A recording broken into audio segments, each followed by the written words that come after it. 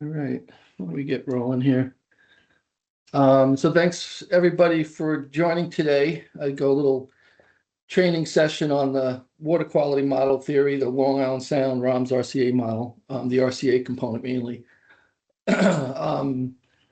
Maybe before I get going, I know Greg or Melissa, I don't know if you wanted to say anything before I get into it. We're good to go. Okay. Yep, all set. Okay. I thought there's definitely some new new names here on the list that maybe we can go through introductions real quick, really your name and your organization. And I'll just call out names to kind of keep it organized here. But I'm Andy Thuman. I'm the HDR project manager for the Long Island Sound Project. And I'll just work down the list here. Vadim from DEP. Hello. Hello. Hey, Vadim. Eric Bedan. Hi, Eric Bedan from Connecticut DEP. I'm the supervisor of the watersheds unit that is involved in the Long Island Sound Partnership. Great. Chris Bellucci. Hello there, Chris Bellucci. I'm the Assistant Director for Water Planning Programs at DEEP. Thank you. Amy Boucher. Hope I got that right. Close enough. Amy Boucher. Hi, everyone. Sorry. No worries. EPA Region 2. I'm the New York, New Jersey Harbor Estuary Program Coordinator. Emma Coffey. Hi, good morning, everyone. I am with CT Deep, and I am a project manager with the Long Island Sound Partnership. Thanks. Great. Yep. Andrea Conine. Hi, I'm Andrea Conine. I work for New York State DEC. I work in our TMDL and watershed modeling programs. Great. Craig Connolly. Hi, everyone. I'm Craig Connolly. I'm with EPA. I'm in the Office of Applied Sciences and Environmental Solutions in the Atlantic Coastal Environmental Sciences Laboratory in Narragansett, Rhode Island. Great. Melissa Duval. Yeah, hi everyone. I'm Melissa Duval. I'm with the Long Island Sound Partnership, and I've been the EPA lead for this project. Great. Michelle Golden. Good morning, everybody. Michelle Golden, New York State DEC Division of Water. I work on the Long Island Watershed Program. Great. Megan Granato. Good morning, everyone. Megan Granado. I'm the supervisor of the Technical Resources section in Connecticut DEEP's Land and Water Resources Division. Great. Sarah Healy. Good morning, everyone. I work on DEC Division of Water's Long Island Watershed Program with Michelle. Okay. Timothy Hunter. Good morning. Timothy Hunter from CT Deep, working as a project manager for Long Island Sound Partnership. Great. Gavin Jackson. Good morning. Hi, I'm Gavin Jackson. I'm an environmental analyst in the Land and Water Resources Division in CTD within the Technical Resources section. Great. Namitha Joshua. Hi, everyone. Namitha from HDR. I'm the Deputy Project Manager on HDR side for this project. Great. Kathleen Knight. Hi, everyone. I'm Kate from Connecticut Deep. I'm also a Long Island Sound Partnership project manager in the Watersheds program here at Deep. Great. Matthew Lyman. I'm Matthew Lyman, Connecticut Deep. I run the Long Island Sound Monitoring Program. Gotcha. Ryan Miner. Hi, everyone. Ryan Miner from New Jersey DEP. I work on surface water quality standards with a particular focus in the New York, New Jersey Harbor. Gotcha. Mariam Morshedi. Morning, everyone. This is Mariam Morshedi and work for DEP, and I'm environmental engineer. Okay. I heard some beeps for people coming in. So anybody that just joined and maybe we missed an introduction, so if you could introduce yourself, that'd be great. Hey, I'm Jim Hagee. I'm with EPA Office Water. I'm a coastal ecologist. Hi, Good morning. Sorry. Hi, I'm Greg Wilkerson. I'm with New York City DEP, and I'm the project manager on the Long Island Sound modeling project. Sorry about that, Greg. I missed your name That's in okay. there. It's all right. Good morning. I'm Denal Saju. I'm with DP also. I'm a hydraulic modeler. Good morning, myself Nihar Samal. I also work with NYC DEP and I am also a modeler. Hi, good morning. I'm Judith Sarkadiadu. I'm with New York City DEP as the Deputy Project Manager for this work. Morning, Judith. Morning. Hi, good morning, everyone. Kelly Strike with Connecticut Deep. I'm Science and Technical Coordinator, and I'm focused on right now modeling across the embayments in Long Island Sound. Okay, hi, Kelly. Good morning. I'm Nikki Tachiki, EPA Long Island Sound Office, and I'm with the Long Island Sound Partnership as their Strategic Planning Coordinator.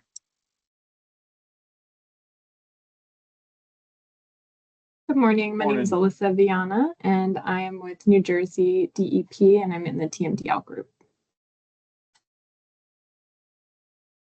Morning, Anthony Tsang, EPA Region 2, New York. I'm the supervisor of New York Watershed Management Section. Great. Sounds like we got everybody. So why don't I get going here? Yep, so today we're going to go over some of the model theory for the Long Island Sound project. And give me a second. So a little agenda for today. I figure we'll kind of go through this, but we'll have some breaks along the way. We got sort of a long time here, but there's a lot of new names here on the list. So I figured I'd give a little overview of the Long Island Sound modeling project. A little background on it and what's involved. Just maybe touch on the ROMS hydrodynamic model a little bit, what it does and how it's used, not spend too much time on that and kind of focus everything on today on the RCA water quality model. And at the end, some details on the directory structure, the files and running the model and such like that. So general agenda for today. And I'll kind of start off with the model overview, like I said. So the project is jointly funded by New York City DEP and EPA.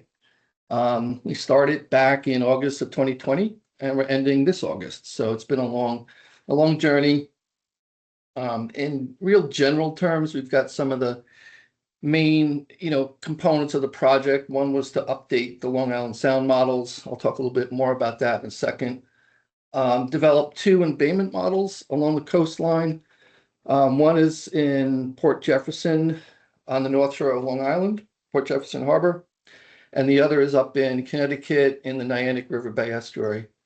There's another major component of it was developing a graphical user interface for the model, and I'll talk about that a little bit later. And then some living resources model demonstration. So that real, broad topic, some of the main features of the project. On the graphic on the bottom left there is our model grid for Long Island Sound. The bottom right inset area there is the full entire grid that extends out into the coastal ocean, beginning down to the left there near the mouth of Delaware Bay and up towards the east out to Nantucket roughly, and including Long Island Sound. And then the larger map there is the fine mesh that we developed for Long Island Sound, the East River, and the Hudson, and so on. And then on the right is just the bathymetry that was used in Long Island Sound. So sort of the extents of the model there. And let me jump to the next slide here. So I figured I'd start here a little bit. So there was prior Long Island Sound SWEM modeling, system-wide eutrophication model.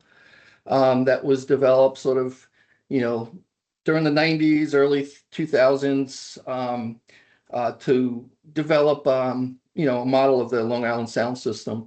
It had a relatively coarse spatial grid there. That's the grid on the bottom left.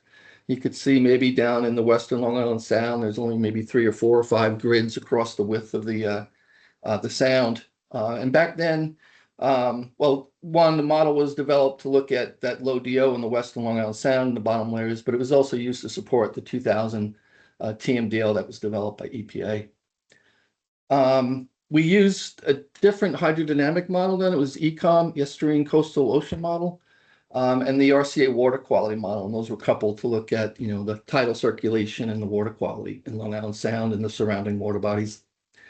And just to note too, that sort of coarse grid resolution back then was driven by just the computing resources at the time, trying to balance, spatial resolution and runtime.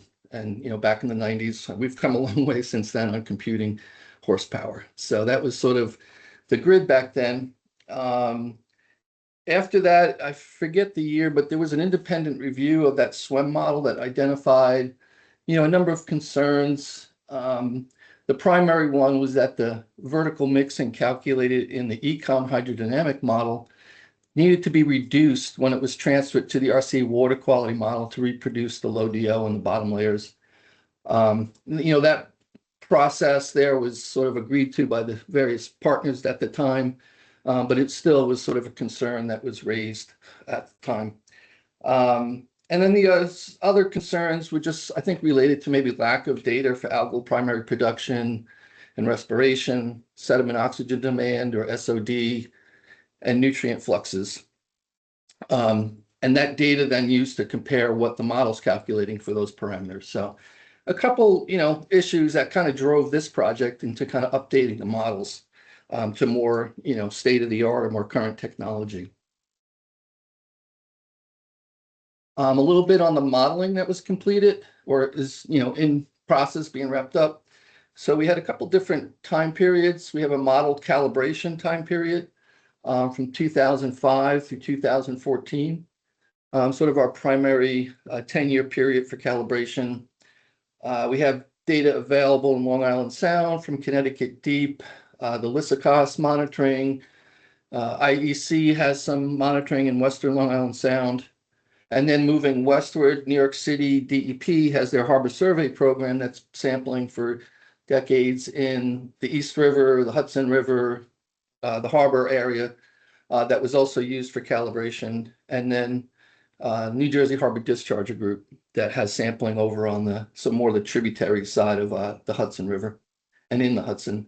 And then some various data out in the coastal ocean too that was used to look at the model out in that portion of the region. So a lot of modeling there. The validation periods are 2003 to 4, and then 2015 to 18. And then we have what we've been calling this model post-audit period from 2019 to 2022. And that is to look at sort of a loading case when most of the load reductions required as part of the TMDL were achieved. So kind of, the current loading conditions that achieved from the TMDL. We're going to run 3 management strategies, scenarios, a pre-development case, a post-development case, and a nutrient bioextraction case. And that little table there on the right was sort of a little bit of a breakdown of what those mean. So the pre-development condition is to look at, what loadings or water quality would look like under this sort of, I don't know, we call it, natural condition or pre-colonial times. So reducing loads from the rivers and removing the treatment plants, probably keeping all the boundaries the same, but kind of looking at the conditions before development in the area. And then a post-development condition is sort of taking our today loads and then thinking about what might be planned down the road a little bit. There's some planned or, outlines of nitrogen reductions on the North Shore of Long Island, part of the Suffolk County subwatersheds plan, and there was a 9-element plan for Nassau County. Any treatment plant upgrades that are expected or have occurred. So that's kind of looking at this post-development, looking to the future a little bit, what has been done past 2022 or what may be done or may be coming. And then a bioextraction case. So we take the base case as that post-development case and then look at if sugar kelp was used to nutrient bioextraction, what might be the benefit there. And that'll take place in New York area water bodies along the coastline. And we're still kind of developing those final inputs. But so those are sort of our 3 management scenarios that'll be included in our project. We've been, as documents get finalized, they go through internal reviews. We also have a model evaluation group that reviews a lot of the important documents. So once they get through those reviews and are finalized, we get them uploaded to the Long Island Sound Partnership website. And you can see the link there. We could send out this file afterwards so you can have access to some of this stuff. But right now we've been posting final documents there. We have our model QAP, some of the early modeling documents. I think we have like a loading and data document. So there's various documents that we produced so far that have been finalized. And then the model and the GUI that I mentioned a little bit earlier. The user interface is going to be a web-based tool that allows you in sort of a GIS format to look at various GIS layers in a map setting where you can pan and zoom and look around, have the ability to view data use for the project from the data sources that I mentioned, being able to look at those like time series, some vertical profiles if they were measured around the sound and the various water bodies. It also gives you the ability to view model output that we've run. So open up one of the years from up above there, view model output for the various variables that are in the model, and then look at time series. You can animate, look at the maps and everything. And then finally, there'll be a scenario developer. So a user could go in, adjust some of the loadings, run the model, and then go back and be able to look through the output. And then some various standard reporting features. And there's 2 that we've kind of focused on, was looking at the hypoxic area, trying to follow what the Long Island Sound Partnership reports. And then the other one was to look at the marine water quality standard throughout the sound there too. So we do have training coming up for that model GUI. On June 11th, we have an in-person training, and that's going to be at HDR's Manhattan office. It'll be a full-day event. DHI was the software developers. They'll be there in person to present and work through the training. And then about a week later on the 16th, there'll be like a repeat, but a virtual option for those who can't make the in-person or want to have double dip and hear both. And those will be recorded also for future use. Okay, maybe I'll pause quick just to see if there's any comments or questions. And Namita, if you see any hands, if you could just poke me and let me know that someone's doing that. Otherwise, I probably won't see it. Yeah, thanks. All right, so let me jump into the ROMS model, hydrodynamics. So I like to use a sort of simple, graphic here to kind of explain in general terms what the hydrodynamic model does. And I kind of look at it, it has various inputs to the model. And on the left here, we have freshwater flow that enters the model, say in the Long Island Sound, the Connecticut River, Hudson River, as freshwater flow enters, and that affects, density in the water column. We have atmospheric inputs, so wind speed and direction that affects surface mixing and air-water exchange for temperature. Yes, there's a lot of that going on with evaporation and solar radiation incoming that affects the temperature. Tides, obviously. So on the ocean ends, along the ocean, we have tides that go up and down. They're another forcing function to the model. And then we have bottom friction. So that's what causes some of the mixing from the bottom. And all that calculates in the model, vertical turbulence, internal waves, and then a density profile, that little image on the right down here, due to all these inputs. The model calculates, as I mentioned, temperature and salinity, current speeds, and how all that is affected by all these various inputs around here. And in Long Island Sound, particularly sort of in the western part of the sound, we do see vertical density stratification due to salinity and temperature. That is an important factor in, creating the lower DO that happens in the bottom layers, in addition to all the water quality processes. So just real big picture, kind of what the hydrodynamic model does. We've used the ROMS hydrodynamic model early in the project. We went through a review of available hydrodynamic and water quality models, and through review and input from DEP and EPA, we selected ROMS and the RCA model. And here's just, again, a link to the ROMS website. This is one of the pages that has a lot of documentation on it. They have a pretty good user community that discusses the model and, issues that come up here and there, or updates as they get completed. But this documentation portal has a lot of information here, from equations of motion, time stepping, and numerical scheme, boundary conditions, horizontal mixing, a lot of different input here. And then a little bit on the user's guide about the different, getting more into the source code and stuff and how to use it. So it's a good resource. I just wanted to point out here. And for us, it was one of the first times we applied ROMS in a large setting like this.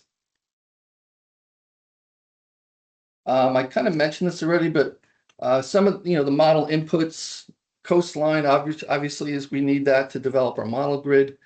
In certain locations, we pay attention to where the channels are, say down in New York Harbor. That affects some of the water transport also. Bathymetry, so we could assign water depths in each of the model cells. The grids, if you saw that a little bit earlier, it's what we call it orthogonal, sort of rectangular grids. And we ended up using 10 vertical layers.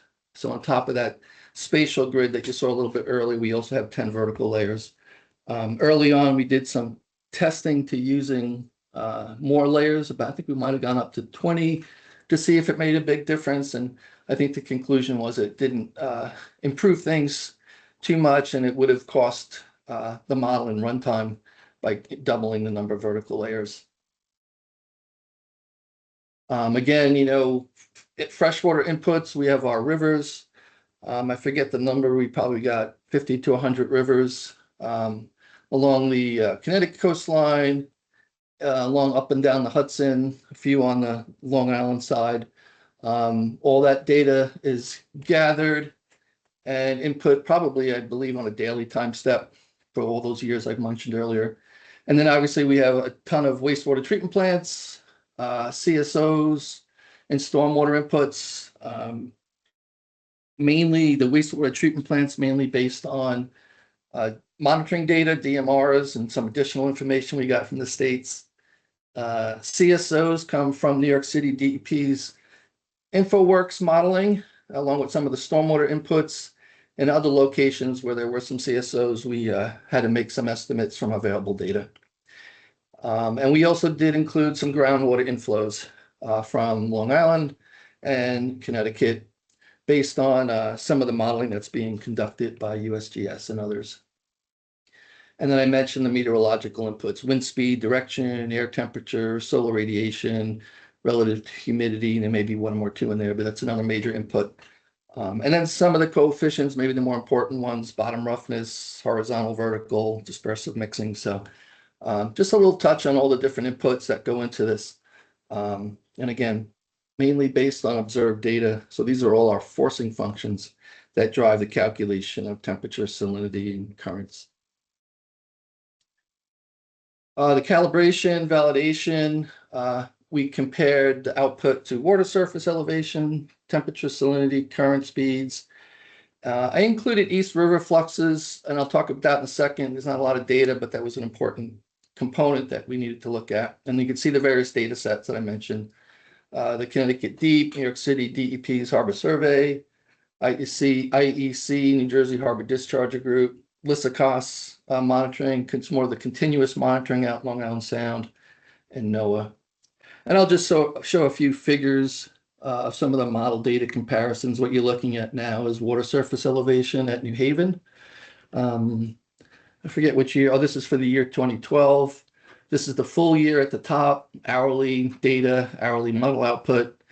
The middle panel is where we run the data model through a 35-hour low pass. It sort of removes the tidal signal. So we could look at some of the more general trends that are occurring. And the bottom is hourly output and data, but just for the month of July, just to give you a sense of, what we've available. We have these comparisons for a number of the different tidal gauges around the modeling area. This is our calibration period, 2005 to 14. And I'm just showing temperature and salinity. I'll probably show most of these at stations in Western Long Island Sound, either at the Connecticut Deep A4 station or the Execution Rock station, sort of in that area where East River and Western Long Island Sound meet. And again, the lines are the model, the circles are the data, and just showing some of the variation that we have for temperature and salinity. We had ADCP data at certain locations. On the left there was some of the Lysicos ADCP data, and we presented some of this as time series by just showing you here. We have some of these tidal ellipses that show the current variation laterally and longitudinally at these locations. And the red, I believe, is the data, and the blue is the model. We had some additional data throughout the sound, and this is near the surface, this layer 8. But again, just different forms of model data comparisons we use, and some of them in the calibration reports that will be finalized shortly. And then the East River fluxes always been sort of an area of interest and study. Which way is the water moving in the East River, because both ends are tidal out here and down near the battery. We looked at a number of different transects. That's these yellow lines that kind of cut through the East River here out to the Western Long Island Sound area a little bit. And what we did was look at the fluxes either moving east or west, and then the net flux, sort of which direction. And this might be for, this is for June, I think. June, July, and August. June's the top, July's the middle. August is the bottom, and monthly averages here. And again, in general, the surface layer tends to move eastward, the bottom layer moves westward, and then the net kind of depends on the magnitude of both of those. And there's not a lot of data to confirm these. There was some studies done, I think, in the late 80s with some modeling and some older ADCP data in the East River. But there is some new ADCP data that I believe Jim O'Donnell collected in the East River, maybe in this middle area right around here, like transects 6 through 10, if I believe, from like 2020 to 2021. So we'll be doing some comparison to that data also as it comes available. So generally, the model is well calibrated. We got through the MEG review, and we're just wrapping up the final report. I just included a few, areas for improvement, or, maybe data gaps. And a lot of it sort of centers on that East River, Western Long Island Sound area. Again, some of those circulation and fluxes, it's important for nutrient transport and calculation of DO. And I mentioned that additional ADCP data coming. And then some of in Western Long Island Sound, as things widen up out there, there's various mixing events that are wind driven, and that's sort of related to the onset of vertical stratification. And then some of the shallow water bathymetry that we use in the model, we had to assign sort of a minimum water depth in some of the shallower regions, because we didn't use this wetting and drying option, and that may be something to look at into the future. But we're working on a data gaps report now that include a little bit more than this, but I just want to put a few out there.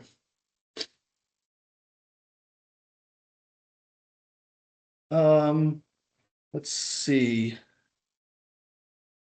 I'll keep going here before we get into some of the details. So now I'm going to get into a little bit of the overview of the water quality model, and then we'll get into a little more details.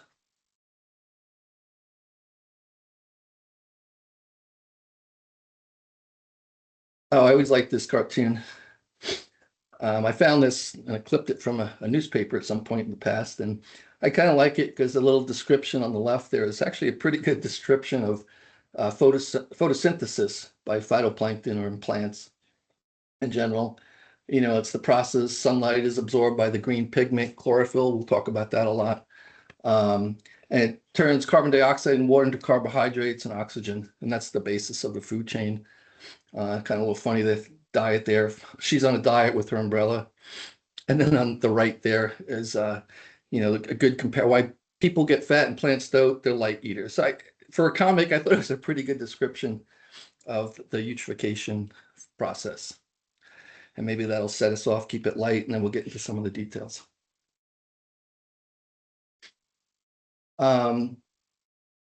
As we mentioned earlier, the water quality eutrophication model we use is RCA. So I figured I'd give a little history of where that came about. So the initial time variable water quality model, WASP, was developed sort of at our predecessor firm, Hydroscience, sort of in the late 70s. Sort of had generalized transport and with this, kinetics for different water quality variables, including phytoplankton and dissolved oxygen nutrients. At that point, it wasn't really connected to a hydrodynamic model, so a lot of the transport was assigned.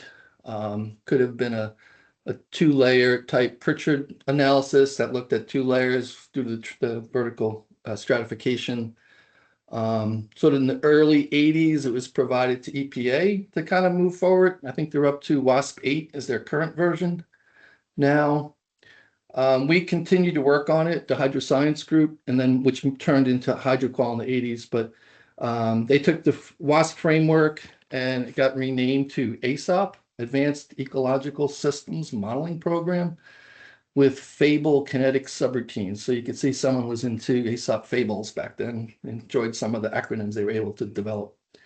And then sort of mid 80s, probably when Alan Blumberg came on to HydroQual, we started coupling the ECOM hydrodynamic model to ASOP, which then resulted in the model being called row column ASOP, RCA, and that's where the acronym comes from.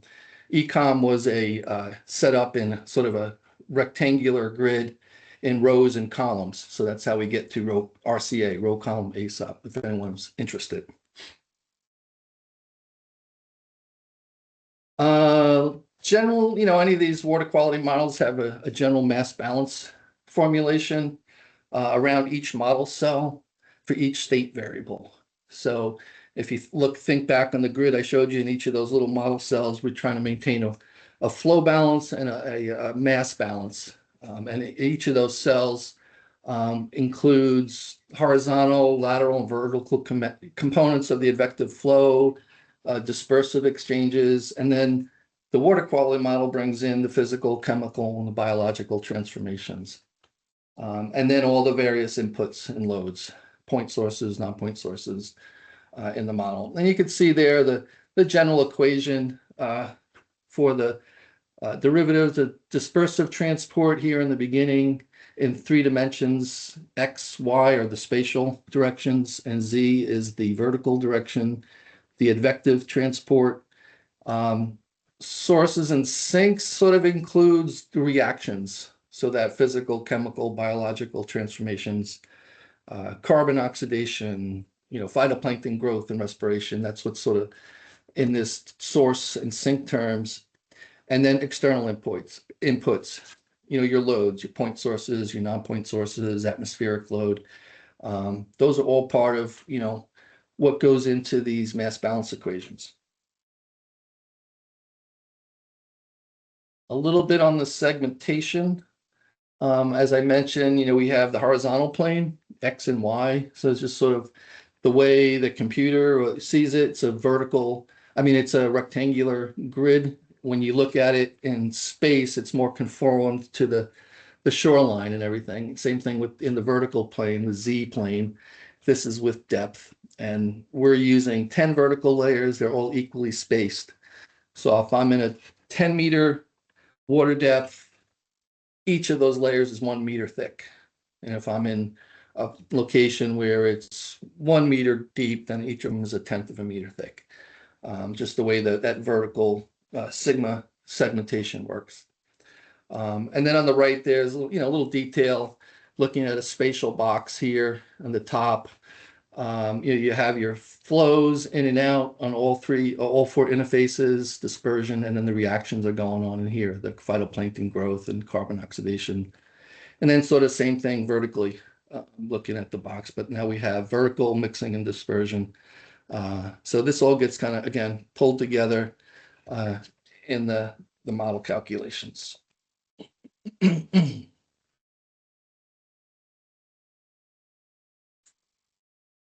So now the water quality model, eutrophication kinetics. So, for the phytoplankton growth, we have light, nutrients, grazing or predation controls, and phytoplankton growth. And I always put in parentheses residence time, because you could be in a very low residence time area and have plenty of light, nutrients, and not grow a lot just because there's not enough time. But if I'm in a location that has a long residence time, and I could have low nutrients, I could still grow a lot because I just have plenty of time. It's like, think of it like a bathtub. And we mentioned earlier, the phytoplankton, the base of the food chain, so kind of getting their growth right is important. And we're growing biomass during photosynthesis as they convert carbon into organic matter, the carbon part. I have a few images there of, some different types of phytoplankton. The diatom is pretty prevalent, usually the beneficial ones.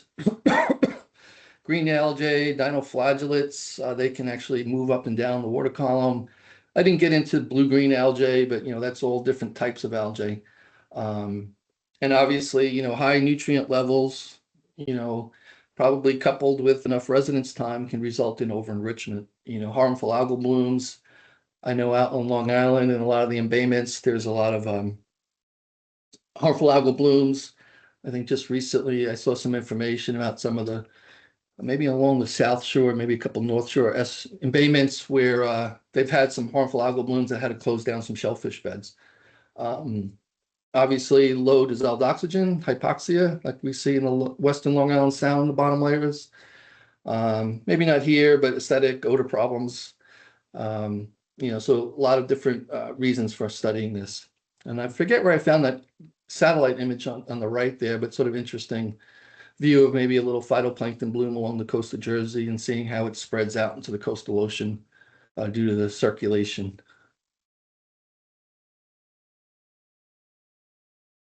Similar for the ROMS inputs, we have various water quality model inputs. And ROMS, RCA is directly coupled to ROMS. So we run RCA by turning it on at the same time we're running ROMS. So we're doing the hydrodynamic and the water quality calculations at the same time. And this is unlike other models. So the SWEM model I mentioned earlier that used ECOM and RCA for hydrodynamics and water quality. We would run ECOM independently. It would write out an output file that had all those flows and dispersive and mixing and volume information, and that would get passed forward to the RCA model. So here we're doing it's a little different. We run them at the same time with ROMS and RCA. And therefore it uses the same model grid as ROMS, same spatial and vertical segmentation. Again, we kind of use a lot of the inputs that are developed for the hydrodynamic model, but now we're just associating a water quality variable with them. So nitrogen, phosphorus, carbon, for those sources, rivers, treatment plants, groundwater, again, so it's just setting those up. We went through a little bit more detailed analysis of some of the river inputs there, and it's all documented in our reports to look at those inputs. And again, treatment plant based on, mainly DMR monitoring data, which was a pretty big data gathering effort to get all the inputs for that for 20 years of inputs to the model. And then the meteorological data really from what's used in the ROMS model is solar radiation, which we need for phytoplankton growth. They need light to grow. And then there's there's many constants assigned in the model, phytoplankton growth, respiration rates, carbon oxidation rates, nitrification rates. there's probably close to 100 different constants that get assigned in the model. Not all adjusted during calibration, but I would say, a good dozen or more of them that we have to focus on. So again, that's sort of just moving forward here with some of the different inputs. Model calibration, a little bit more involved. We have more parameters to look at than in ROMs. Phytoplankton or chlorophyll A is sort of a measurement of the phytoplankton population. Dissolved oxygen, the various forms of the nutrients, inorganic, the organic forms for nitrogen, phosphorus, carbon, looking at TOC, POC, DOC. We included TSS because we're using that as a variable to calculate vertical light attenuation, which I'll talk about a little bit later. And then we also, I didn't mention it here, I do in the bottom there, we did have data available that were measured for sediment oxygen demand and nutrient fluxes and algal production and respiration. So we also had some that kind of data to compare model output to. Same data sets that we use for the ROMS calibration, but now we're just looking at the water quality variables. Let's see. Again, just showing a few figures from the model calibration. The X scale here is the 10-year calibration period. The filled circles are data. I think in this case, we're looking at chlorophyll and did monthly averages, and the solid line and the grayed area is sort of the range over the month. The solid line is the monthly average, but surface bottom chlorophyll A, we looked at particulate organic carbon, which we focused on for calculating the growth of phytoplankton in location. Again, I think this is that A4 station in Western Long Island Sound. Total nitrogen, dissolved inorganic nitrogen, sort of the main nutrient of concern in these marine environments. Maybe one thing I'll point out, as part of the TMDL and load reductions, you can see sort of that reduction in nutrients, mainly in the surface layer over time, due to the load reductions. I think there was, I'll round up at maybe about a 60% load reductions required as part of the TMDL. Obviously, dissolved oxygen and temperature, and trying to pick up that low DO on the bottom layer of the water body here. And again, one of those initial comments from the SWEM modeling was the adjustment that was needed back then for vertical mixing, but now that wasn't applied here because we're also connecting the RCA water quality model directly to the ROMS calculation. So everything is calculated without any additional adjustments needed. Excuse me.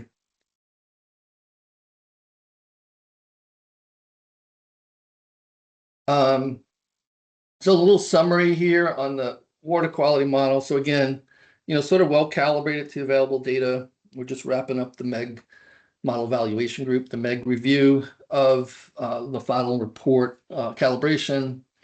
I kind of repeated those areas for improvement or data gaps that East River circulation, Western Long Island Sound, because that's all related to vertical stratification and transport of nutrients.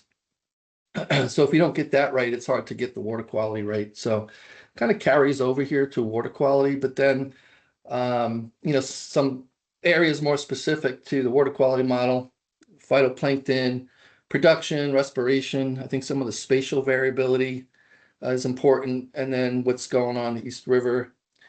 What we kind of found too is kind of reproducing those early spring algal blooms is important to drive some of the low summer DO that occurs a couple months later. So that's, I think, another area of interest. And it kind of focuses these areas of, for improvement or for future study in that East River, Western Long Island Sound area, because that's where all the, where all the action occurs. You have some of the lower DOs in that region. As you move east out into Long Island Sound, the bottom level DOs improve considerably. So it's that region that's the most focused for future attention. Okay, so that's sort of some of the background, a real brief overview of the water quality model. And we're going to get a little more detail now into the RCA water quality model. And I think I'll pause a second, see if there's any questions or comments, and maybe see if we need to take a 5-minute break or something like that, and I'll kind of see what you all think.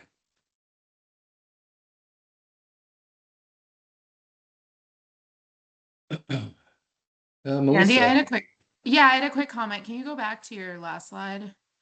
let me try to get there. This one? Yeah, I just wanted to add that there have been some research projects that were either funded by the program through our research competition or were proposed during the current research cycle that whether or not they get funded haven't been decided, but one of the projects was Kara Manning's project that deployed the wire walker in Western List to look at wind-driven surface mixing. And they are interested in comparing that to the ROMS RCA model. And then, there's another project that addresses the East River circulation influxes that, again, projects haven't been selected for the research competition this year. And so it's unclear whether or not that project will be funded. But I just wanted to highlight those two projects just to emphasize that there is other work that could potentially improve the model calibration and model data agreement in the future. And so, I just wanted to highlight that just for general awareness. Right, yeah. I thought I saw something the other day, maybe I don't know if one of the projects talking about was, I think Stevens might be interested in looking at something in the East River too, and obviously people have been studying it since the 80s probably. Yeah. Right. Which way does the Yeah. water move? And I'm simplifying it, but so okay. Nihar, hope I got that right. Yeah, so I have a quick question. So can you please tell me little bit about the initial stages of calibration of the model? So whether you start with like a flow and temperature or DO, or you did the calibration based on each water quality parameters? Obviously we'll start with ROMS, the hydrodynamic model first, but trying to get water elevation correctly, which is usually one of the easier parameters to calibrate to. Maybe looking at getting some of the current speeds and directions next, and then obviously temperature and salinity. Trying to get all that as well calibrated as possible, because especially with the stratification in temperature and salinity, we want to make sure we get that reproduced properly, because I always say, if you can't get the circulation right, you're never going to get water quality right. So we kind of focus on those initial steps. Yeah. And then move into the water quality. I'm not sure we look at maybe one variable at a time. It tends to be more of an overall view. We're trying to reproduce DO and chlorophyll A growth, but to do that, we also need to get the nutrients right and some of the other parameters. So it's when you get to the water quality model, I think now we're starting to look at many parameters or variables at once. And that may also drive us going backwards and taking another look at the hydrodynamic calibration. Maybe we could improve the stratification in a certain area, or to help us with meeting a DO calculation. So it's kind of I don't know if that's the best answer, but it's kind of a little bit back and forth, and definitely starting with the hydrodynamics first. Excuse me. Andy, it might be worthwhile to mention that in this case, we even did a pre-calibration. Yeah, yep. We did that 95, 96, or 94, 95. Yeah, so there was some initial steps that I mentioned earlier, that Long Island Sound, the SWEM model that was developed sort of in the 90s, I guess late 90s, early 2000s. Their main modeling time frame was 94, 95. So when we were initially trying to set up the model, we did some testing with that time period, just to see how we could reproduce that data set. And then as we moved further, we also looked at sort of a preliminary calibration using data from 2005 and 2006, so sort of the first 2 years of this 10-year period. It was sort of more of a data-rich period, I think is the way we kind of termed it. It was a lot of continuous data from the Lysicos stations. They had the ADCP measurements. They had continuous temperature, salinity, DO that we used. Excuse me. And then had a step there where we had the MEG review that preliminary calibration. It was thought to do that to, one, have some intermediate input from the MEG, which was actually valuable. I'll talk about that a little bit later. As opposed to them just seeing, like, all 10 years of calibration, say, oh, I wish you did this, or maybe you should have done something a little differently. So we had that sort of intermediate step where we had sort of that pre-calibration with the first 2 years, 05, 06, had sort of independent review, and then moved on to the full calibration. Excuse me. Yeah, so there was, again, just wanting to have that intermediate input from the MEG, which again was very valuable. If you don't mind, I think I may see if we could take a little 5-minute break. My throat's a little itchy. I want to get another glass of water. Sure. And let's see, you want to just say everyone back here a few minutes before 10, and then we'll get rolling again? Sounds good, like a good idea. I see some thumbs up coming. Okay, good. So I'll jump back on in about 5 minutes and we'll get rocking. All right. All right, thanks.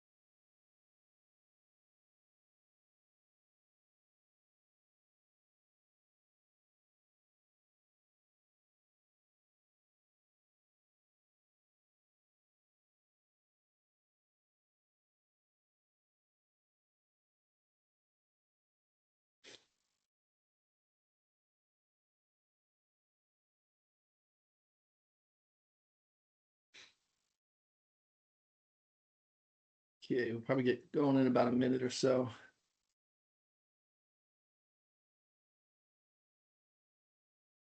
I don't know if Melissa, if you're there, do you know when the final selection for some of those projects may be?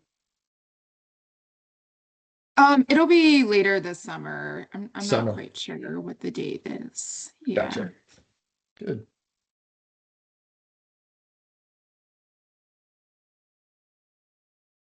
Always something going on, right? Yeah, definitely. Especially the Knicks winning, right? What was that? Especially the Knicks winning. We're moving into the final. Yeah, it's pretty historic. Yeah.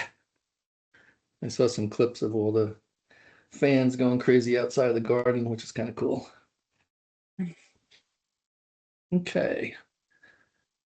10 o'clock. Why don't we get rolling again? Thanks for the break. So like I said, we'll get into a little more detail now on the water quality model. There we go.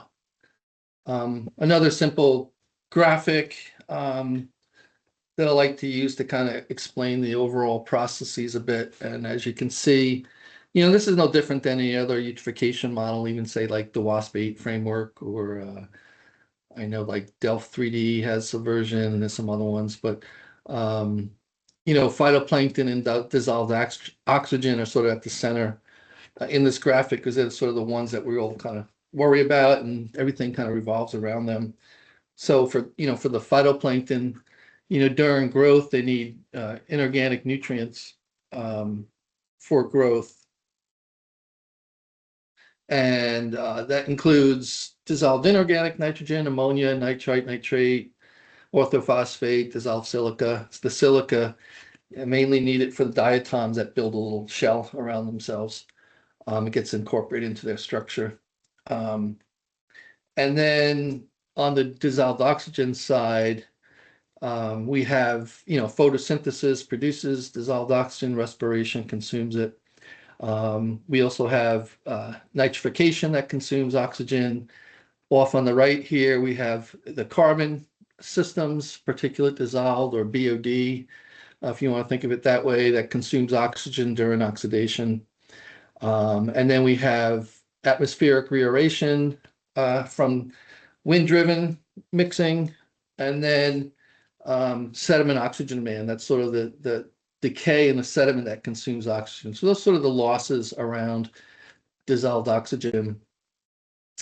For phytoplankton, we also need solar radiation input at the surface, and then how that decreases with depth, because phytoplankton also need light to grow. And then over on the left, we have the different forms of organic nitrogen, phosphorus, particulate and dissolved as they kind of mineralize into the inorganic forms. All these particulate forms can settle down to the bottom, to the sediment.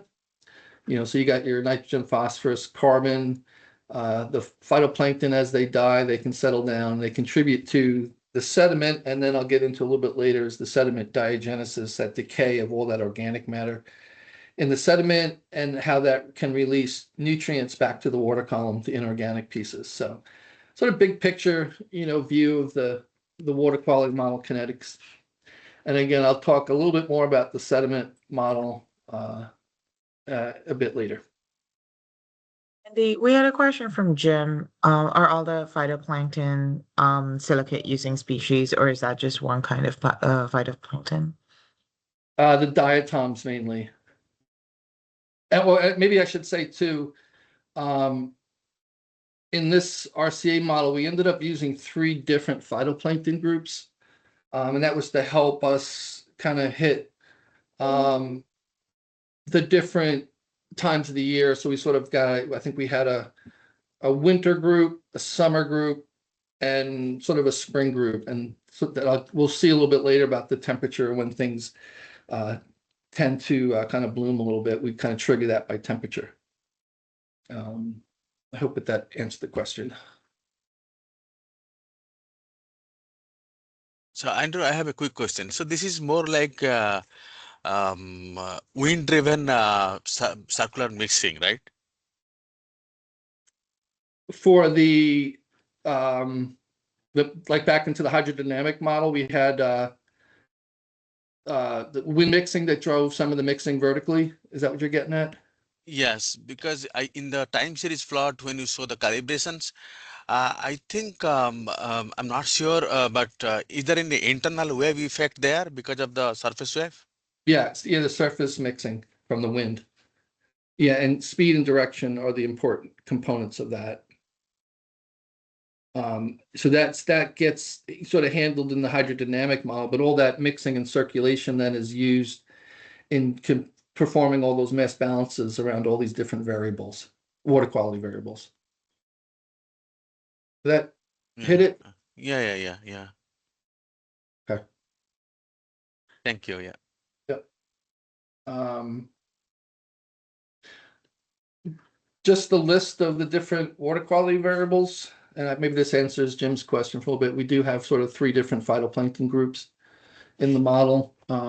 Might have been able to get away with 2, but we included sort of a spring group. The main ones are the winter and summer.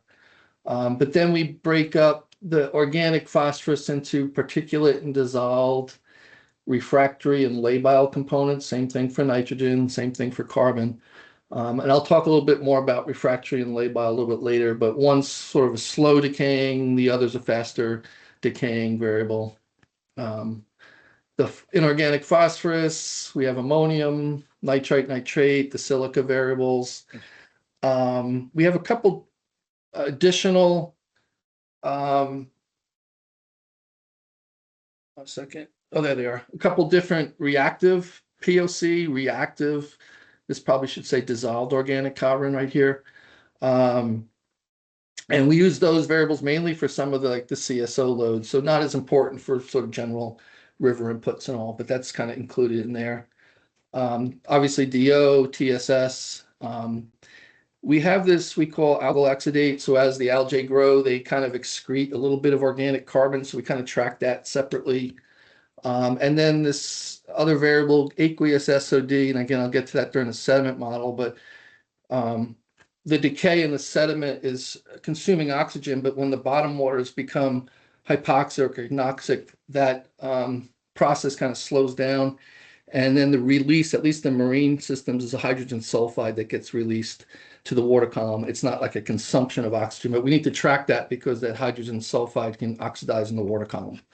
So we've been calling oxygen equivalents, aqueous SOD. We have different terminology, but that's kind of what that variable's for. So I'm going to walk through the different variables here, and I'll start with sort of the phytoplankton growth and loss. Those are probably the more complicated ones in the code. And at the a simple level, for phytoplankton, the source term, it's a growth rate minus a loss rate, like a per day rate times the phytoplankton concentration. We model phytoplankton as carbon, as opposed to some models measure or model it using chlorophyll A. So we model it with carbon. I think it just makes some of the internal code a little bit easier. So it's a really simple sort of equation. If you think about it, we have growth minus depth, a loss rate or a death rate. That's probably what the D is for. And sort of the balance of that gives you whether we're growing or losing phytoplankton. And that source term there is in sort of a volumetric rate, milligrams of carbon per liter day or grams of carbon per meter cube day. And that's similar for the different variables, those units. Excuse me. So for the growth rate, the way it's represented in the model, you get to assign a maximum growth rate, this GP max, and that could be different for the different phytoplankton groups. And then that maximum growth rate gets modified by a number of different factors. So you have a temperature factor, this GT. So usually, we have an optimum temperature where they grow the best, say that's at 20 degrees Celsius, and above and below that, that factor reduces. So that's sort of the temperature effect. And then you have a light limitation. So low light, they're not growing. High light, they may not grow either. They're sort of like a curve it's sort of an optimum light that they prefer. And that's a function of, solar radiation, which varies over the year, can vary over the day. That's an input. Sometimes we assign like a daily solar radiation and assign what's the fraction of daylight. It could be half a day or a little bit longer depending on the time of year. The light limitation function of water depth, because the light decays with depth, so that light attenuation. And then finally, a nutrient limitation. And we calculate sort of a nutrient limitation factor for nitrogen, phosphorus, and silica and pick the minimum. So these bottom three variables here are all like 0 to 1 numbers, and then that modifies the maximum growth rate. Is there a question or no?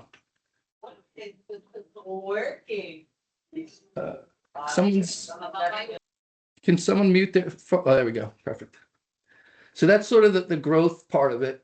And then on the loss rate or the death side, there's a couple different terms.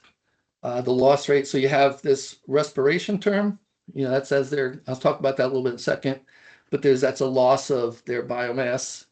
The phytoplankton can just settle and, leave a vertical segment downward to a segment below that, or get incorporated into the sediment. And then there's a grazing or predation term, getting the phytoplankton getting cropped by, say, for instance, for zooplankton. So there's sort of three components to that loss term.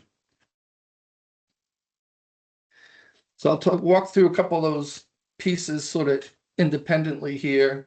That temperature effect that I mentioned a little bit earlier. Here's just some of the equations, to show you what they kind of look like in numerical. But if I pick one of these curves here, and maybe I think 1, 2, 3 might have been our different algal groups, where we had excuse me, this yellow line sort of represents our winter group. So they were growing optimally at 3 degrees Celsius. And then, and then above and below that temperature, that factor decreases. So that's how we apply that. So then for that summer group, which is the orange line, they're peaking off about 23 degrees Celsius, and our spring was about 15. So if you remember this equation here, that's how we're calculating this temperature factor. So it varies up and above, below a temperature. So we call them a T-opt, a temperature optimum. So that's another sort of, we gets assigned in the model to kind of reproduce these curves. And the inputs do have the option to assign these different beta factors here that go into the equation. So there's a lot, so you could really, refine these inputs and how the temperature growth piece is implemented.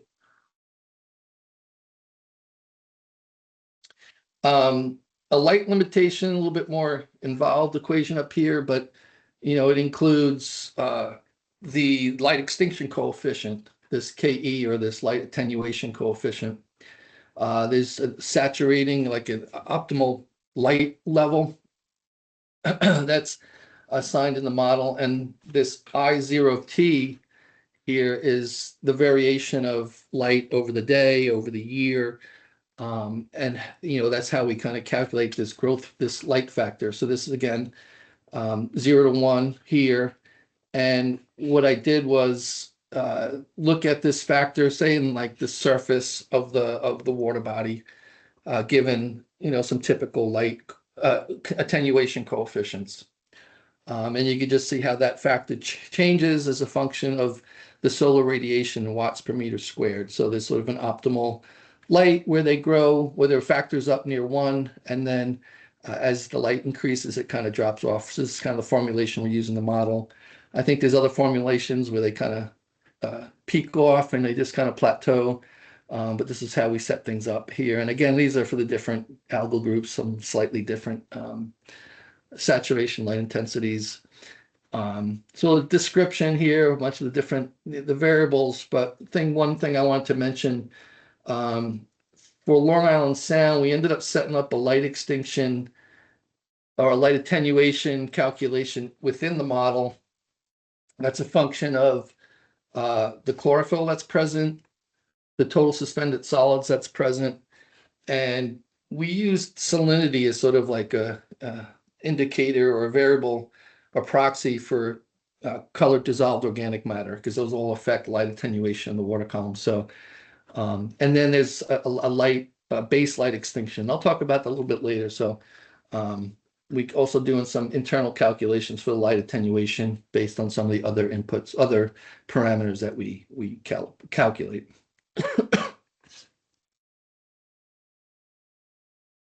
Here's the light attenuation.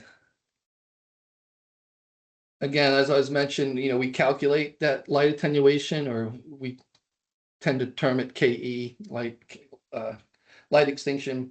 It's a function of chlorophyll A, TSS, and salinity, again, as the proxy for the colored organic matter. And you can see the equation that we developed. Looking at a lot of the data in Long Island Sound, we kind of came up with that equation. And we needed to apply sort of a base coefficient, and we ended up varying that a bit spatially.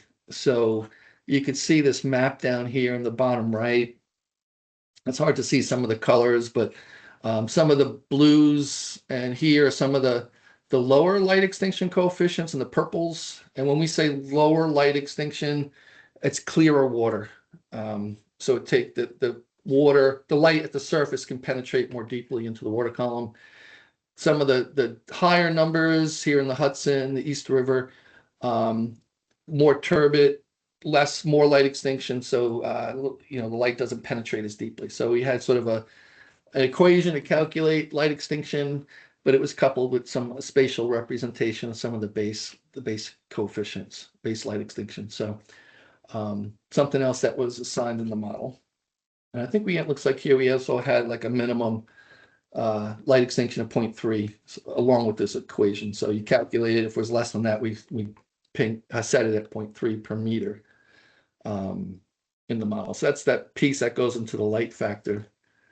The other term was that nutrient limitation that I mentioned. We use sort of a Michaelis-Menten relationship with the half saturation constant.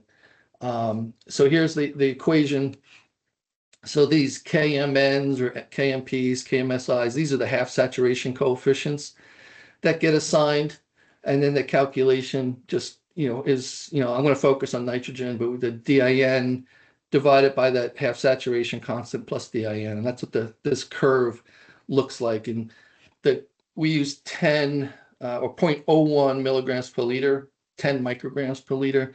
So if you look at the curve here at 10 or 0.01, we're at 50% nutrient limitation. So that's how that factor works. So, as the nutrients are above that value, they tend to approach a factor of 1. And as we start to drop below that, they really start to limit algal growth. So that's kind of the function that gets built in here. We calculate that for nitrogen, phosphorus, and silica, and pick the minimum of those. And then I'll go backwards a little bit. Those three factors that I spoke about, temperature, light, and nutrients, then get multiplied with the maximum growth rate. And then that's our ambient phytoplankton growth rate. So temperature. Andy, sorry, there was a question. Yep. I'm going to read Gavin's question. If the phytoplankton is modeled as C instead of chlorophyll A, is there a differentiation between that variable and POC? Yes, and I'll get to that in a little bit if that's okay. I think we talk about the carbon to chlorophyll ratio coming up. It gets into, I don't know if that's next actually. No, it's getting there. Yeah, I'll discuss that in a second. One other thing that's built into the model is ammonia preference term. The phytoplankton, they preferably use ammonia for growth over nitrate and nitrate. So we've built in a ammonia preference formulation. So that factor at 0 to 1 again is higher when ammonia levels are high. And here's the equation that's used to calculate that factor. These different colored lines are different ammonia concentrations that are indicated down here on the bottom. So the green line here is at ammonia concentration of 0.25. And over that range of nitrate, it's mainly wants to use the ammonia. It's up like 0.95 or something. But as the ammonia drops, now that ammonia preference is lower, maybe about half. I'm just sort of estimating it. So now we'll kind of equally use ammonia and nitrate for growth. So just another factor that gets built in there. And that's just for the uptake and the use of ammonia and nitrate independently.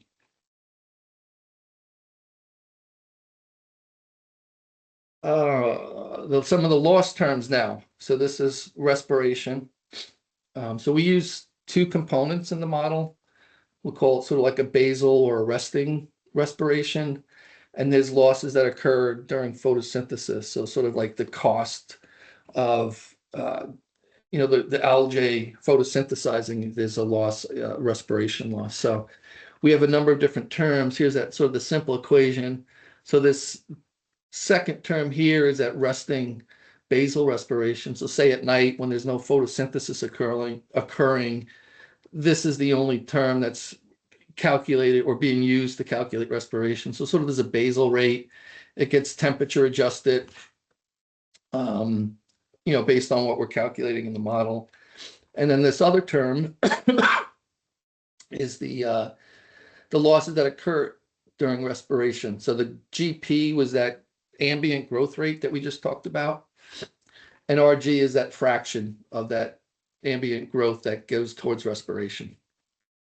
So again, this gets assigned in the model. A couple of these coefficients, RG, RB, even I think this theta, we call it, this is a temperature correction factor that gets assigned in the model. It's one of the constants.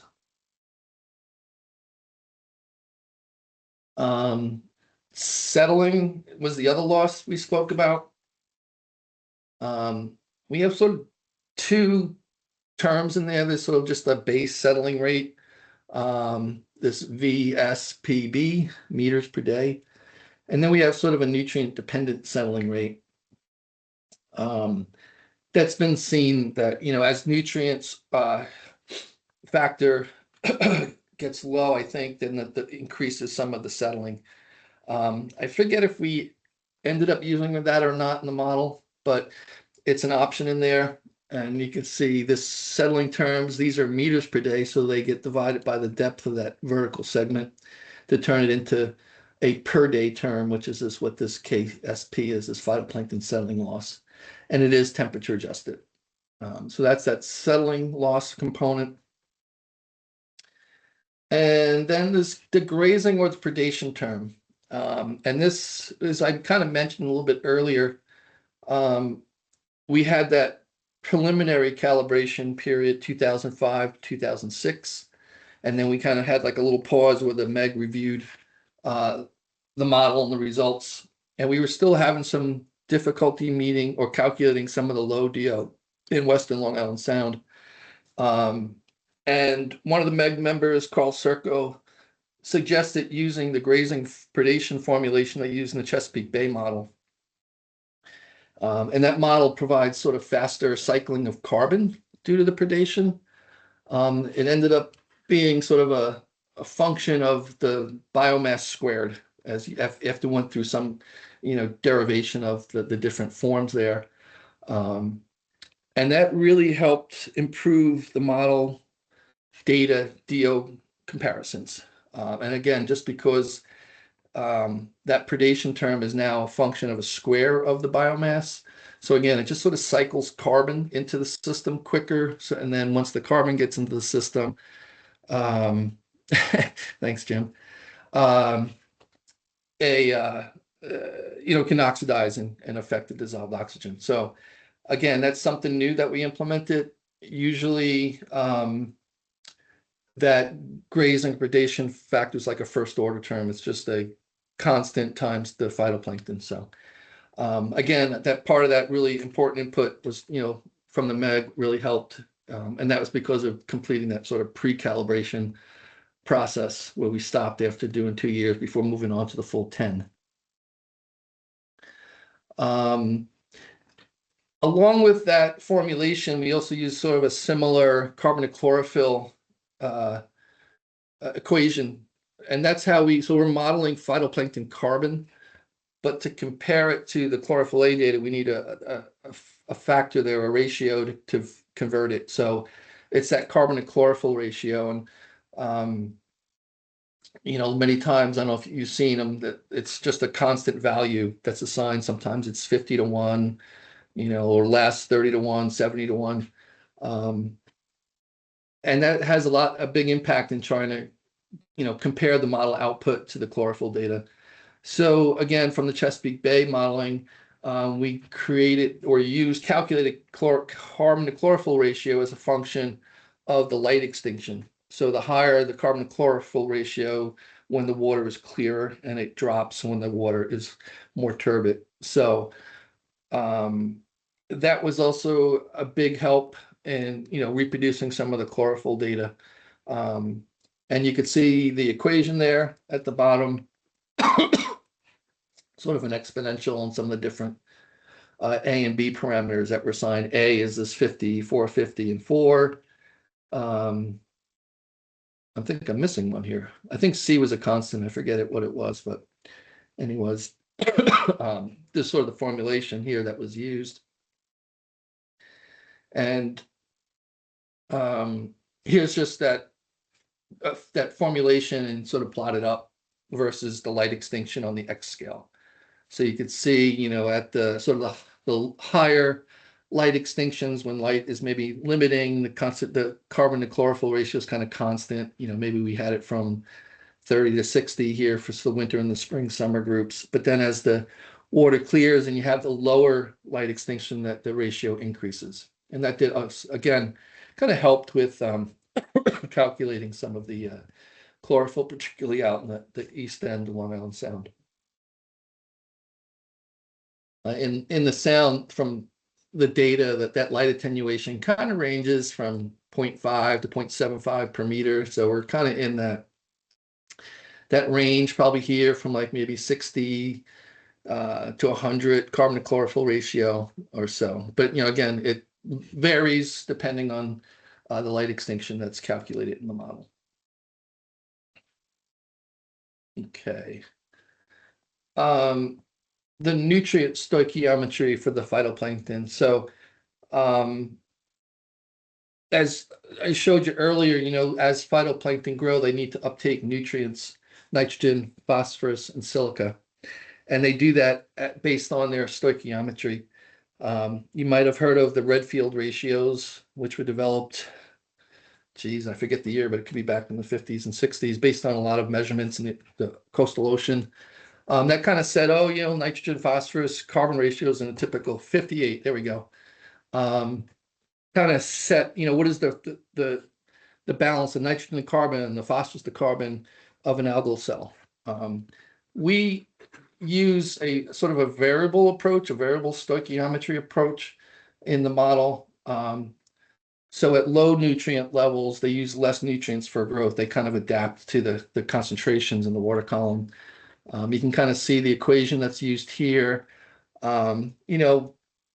Based on some data sets, we kind of set these maybe a little bit during calibration. But we do include this variable stoichiometry in the phytoplankton model. And again, just to see what that looks like here for the different algal groups. Again, I'm focusing on nitrogen. So on the left panel here is the carbon to nitrogen ratio. So as the dissolved inorganic nitrogen reduces, that ratio goes up, and then it kind of drops down and plateaus. And maybe I'm thinking of it this way, the nitrogen to carbon ratio. So at low levels, you need less nitrogen per unit of biomass, per unit of carbon. And then as those nitrogen goes up, they use more. And that's what these kind of graphs show. And we have these for nitrogen, phosphorus, and silica. In this case, they were different for the different algal groups. I think for maybe phosphorus and silica, they might have been all the same. I forget off the top of my head right now, but just another sort of factor built into the phytoplankton kinetics. And then finally, organic matter.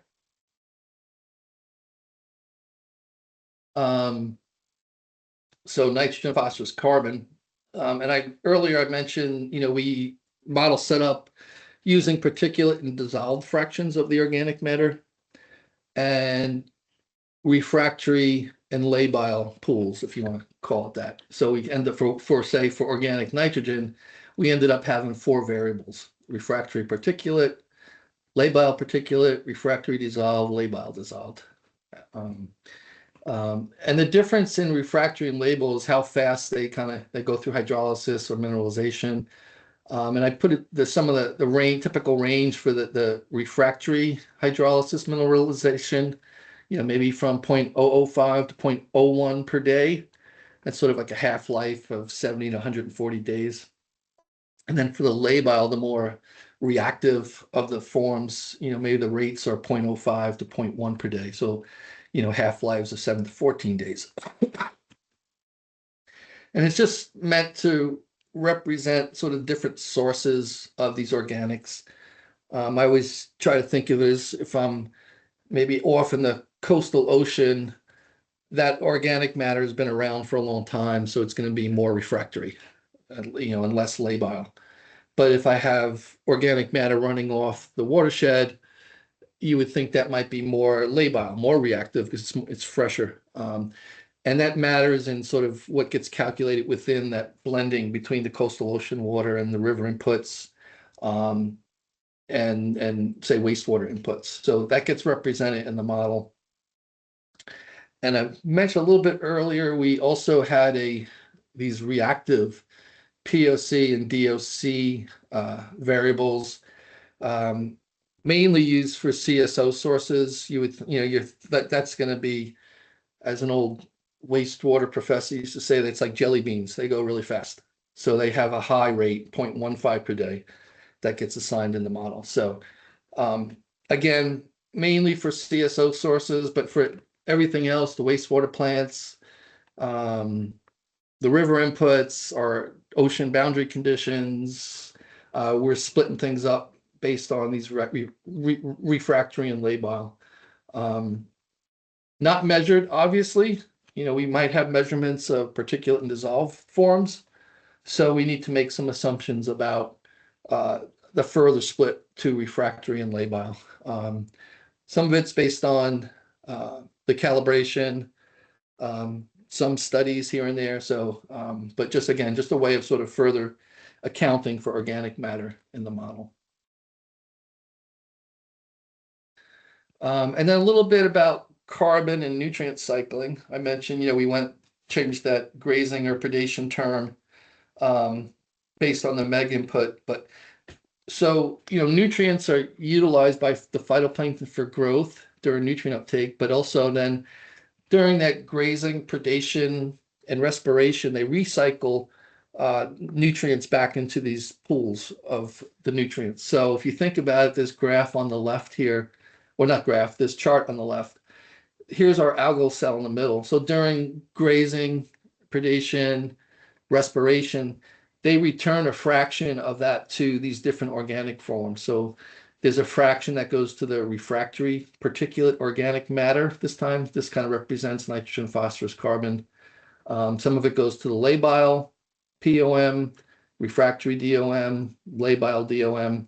And then for nitrogen and phosphorus, some of that gets cycled right into inorganic nutrients. So that's a little bit of the carbon nutrient cycling. And then we included some of these rates here so you can see, the refractory organic matter hydrolyzes into labile organic matter.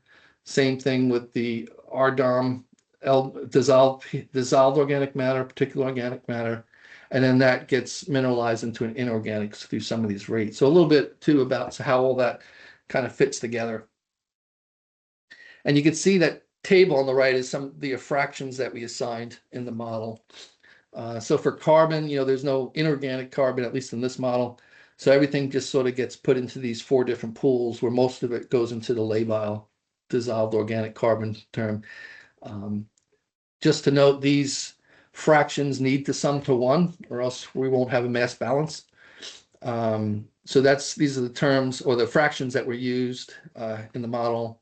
And then similarly for nitrogen and phosphorus, but now we have a a fraction going to dissolved inorganic nutrient. That's the N, not nitrogen, but we put a lot of it back to inorganic nutrients. So 60% goes to ammonia, 60% goes to orthophosphate.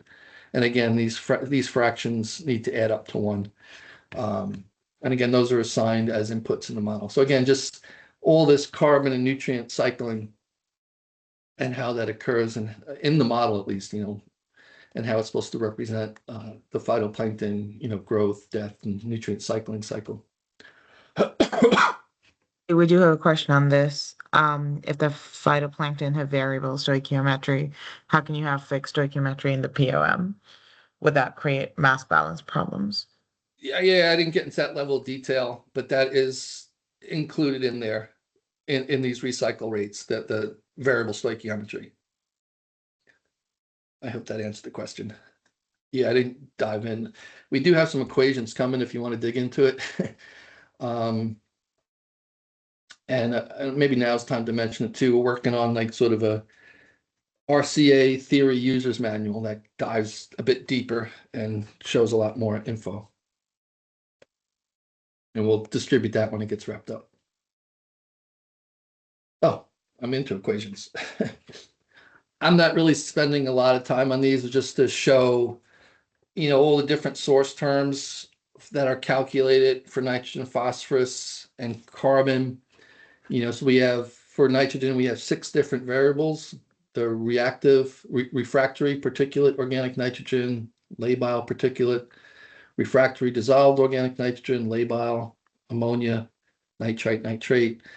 And you can see in the base of it, there's a decay rate or a mineralization rate that gets assigned. All those rates are temperature adjusted. We have different factors that modify some of those rates in here. Here's that settling term we discussed a little bit earlier, that settles the refractory or the particulates to the sediment. Ammonia over here. We have a nitrification rate down here that's calculated. It's kind of moderated based on a Michaelis constant for DO. For DO. So as the DO drops and gets too low, now nitrification can occur. So we kind of moderate that rate. But anyway, so a lot of detail in these equations, and in that manual you'll have all this too. That'll get circulated. So, and again, these are the different source terms for these nitrogen variables that get tracked. Similarly, for phosphorus, here we only have the 4 organic forms and inorganic phosphorus. A little simpler than the nitrogen, but very similar, basically very parallel to nitrogen for the organics. Again, that settling term will have like a mineralization term, and then getting down, this all gets transferred eventually down into the dissolved inorganic phase, and that's where you could have algal uptake, and the recycle gets incorporated in here.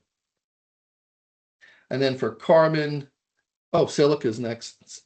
Silica, we just model sort of a, I guess, called a biogenic silica. So that's sort of like the organic form, and then the available silica or dissolved silica. So this biogenic silica sort of mineralizes into the available silica, the dissolved silica, that then can be used for algal growth. Again, we got for the particulate, there's some settling, some of the decay rates, some of the uptake during growth is all built into these mass balance equations. And carbon, again, very parallel setups here. Here's the 4 organics that I mentioned. Whoops. Refractory particulate, labile particulate, refractory dissolved, labile dissolved. And again, just, rates, settling, transfer between the different forms.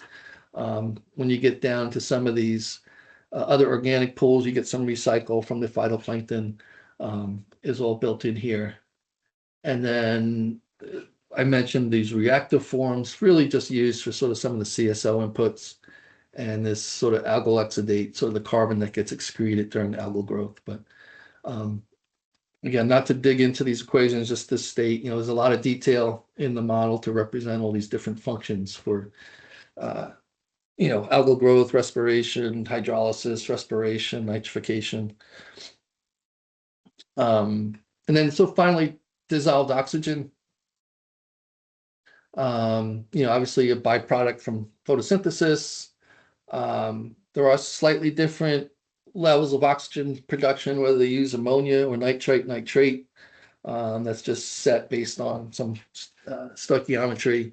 And then obviously respiration. So this first term is some of the production of oxygen, the photosynthesis here using ammonia and nitrate.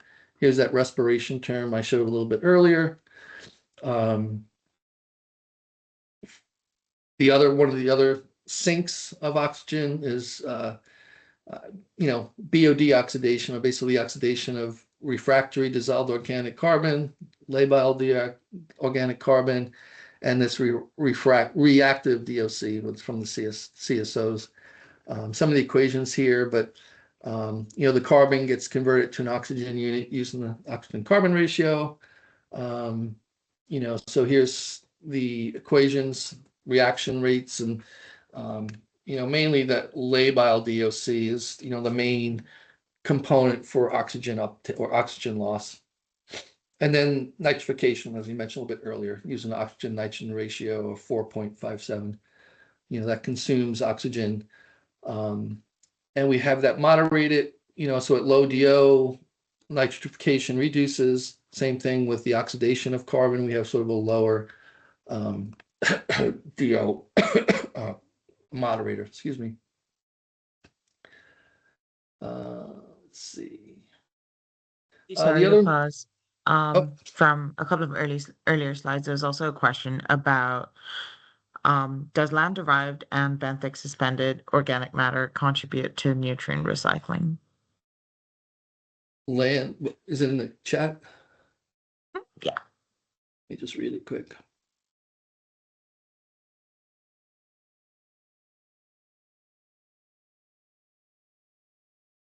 I can come off mute and clarify. Yeah. When I mean by land derived, I mean the kind of freshwater, groundwater components, and then like the benthic circulated could be like a submarine groundwater discharge. Mm-hmm. Yeah, so those we do assign inputs. I think mainly for the groundwater, just thinking now, mainly inorganic dissolved species for the groundwater inputs, mainly nitrogen, right?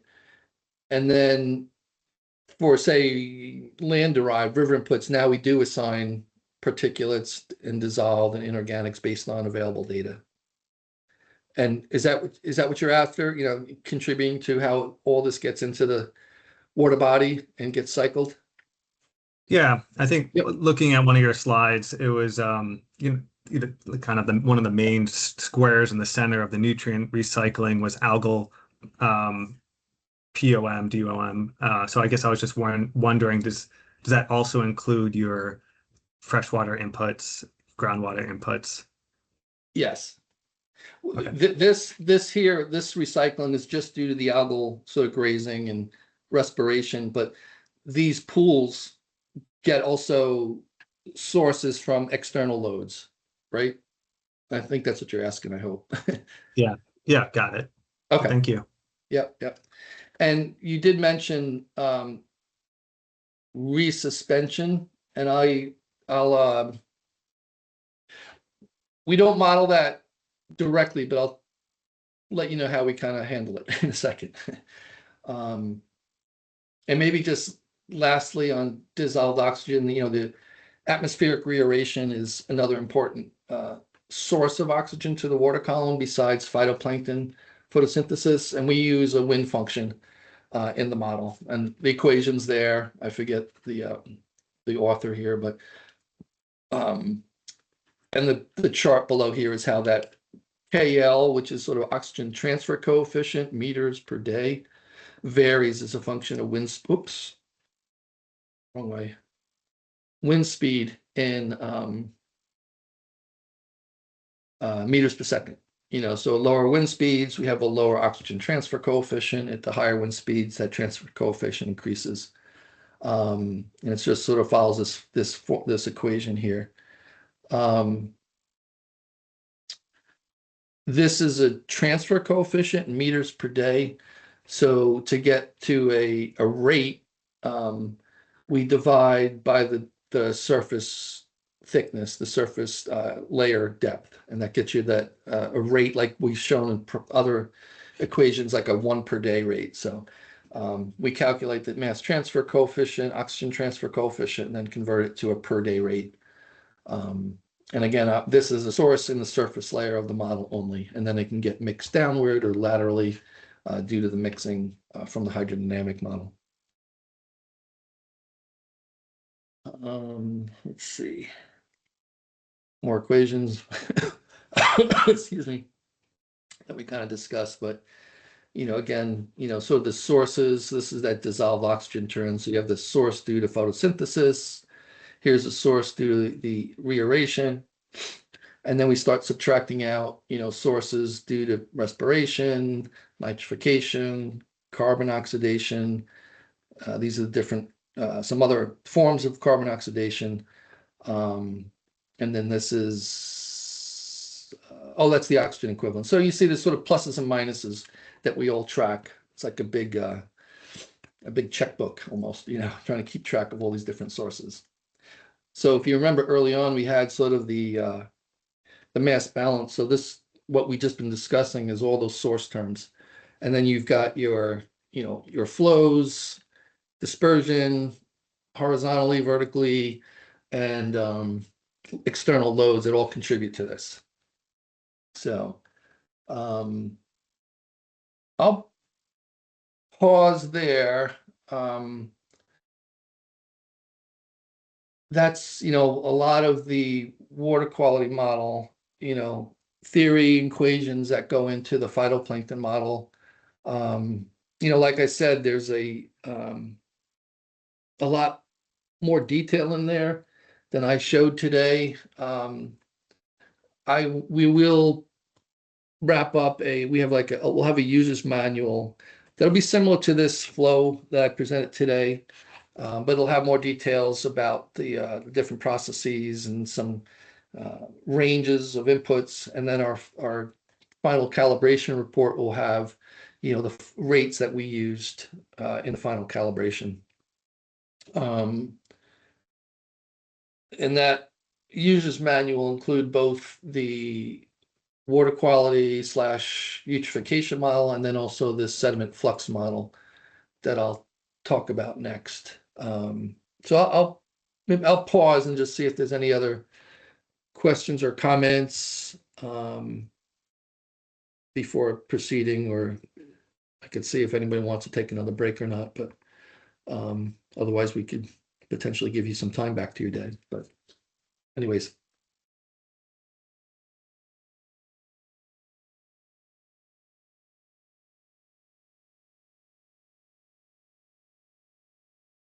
All right, not hearing anything. Either I bored you to death with water quality equations, or you understood everything perfectly. And maybe I'll just keep pressing on, unless, I don't know if anybody wants to take a break again, we could do that. Otherwise, I have some slides here on the sediment flux model. Michaela was gonna talk a little bit about some of the code and directory structure and files, file size, that kind of thing. At the end, just a little bit of not too detailed, because that's going to be a little transparent with the user interface. But if someone wants to, dig in, the code will be at the end of the project sort of archived in GitHub. And the input files, some of the scripts that we use to generate input files, the associated data will be also archived somewhere. And we're thinking potentially like Zenodo, sort of like an archive online to kind of memorialize the project. I'd imagine we probably upload output files also. But, so again, the user interface will allow scenario development, but sort of at I don't want to say a simple level, that's wrong, but you can modify loads to the model. But if someone wanted to go deeper, the code will be available at the end of the project too.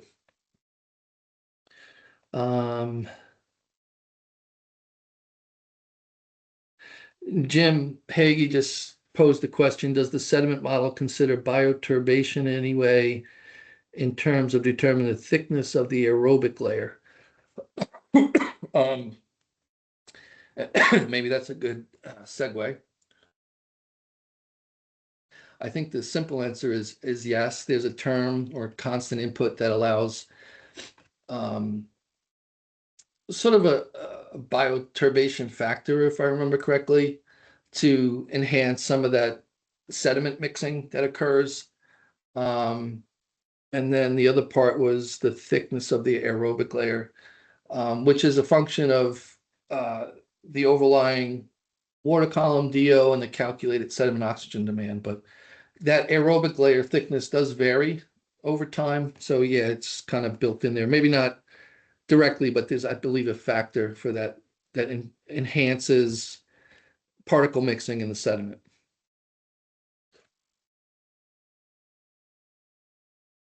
And sounds like maybe we should push on, if that's okay with everybody.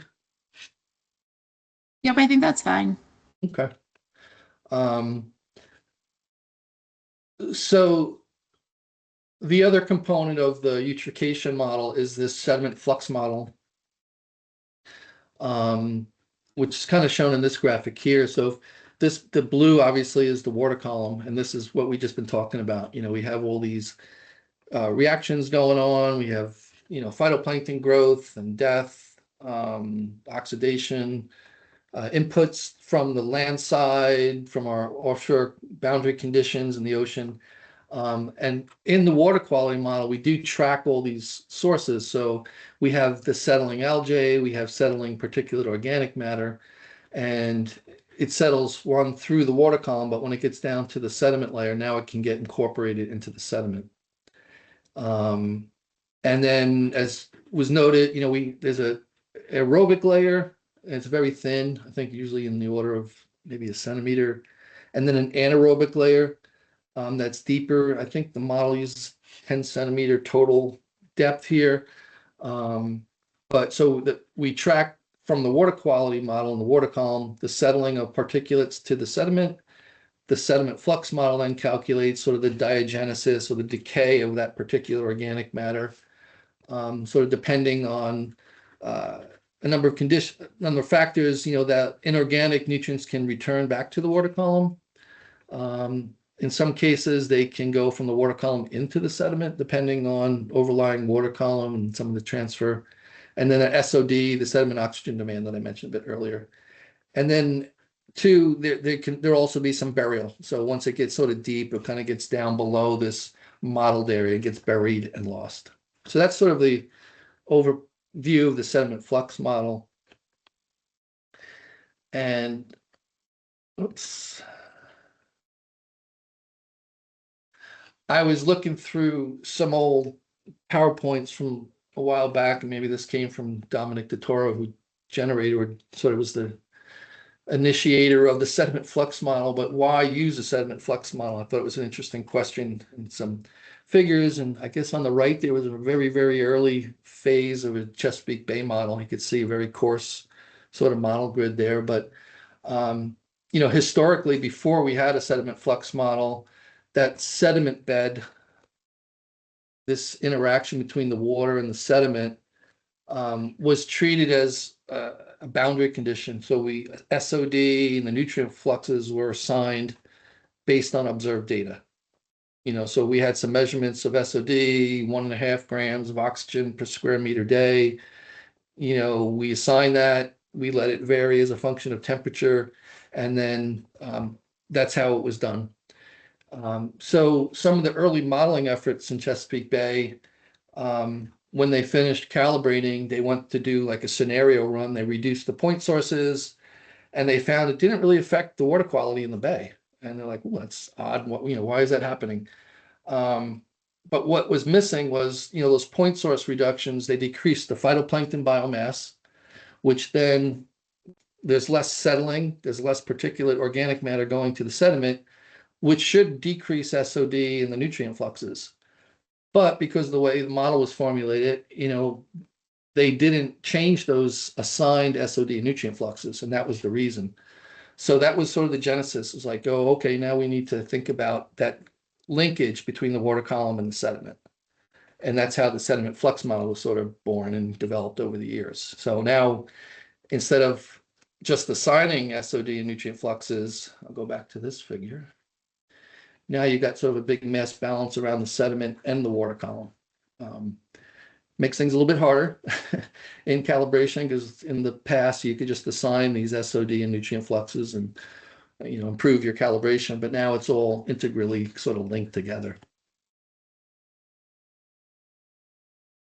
So a little more detail on the sediment flux model, SFM framework. I won't go too deep, because it does get complicated, but here's sort of a simple sort of box model here of it. But we have this deposition of particulate organic matter. That's the settling that gets tracked in the water column. In the water quality model, it gets delivered down to the sediment.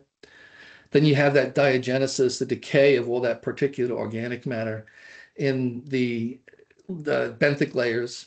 We produce hydrogen sulfide in freshwater systems, methane, ammonia, orthophosphate, dissolved silica. And then we could have these fluxes of oxygen and those forms I just mentioned here. And those kind of controlled by overlying water column concentrations, that mass transfer rate at the surface. And then there's some of that burial. The loss of this just gets buried into deeper sediments.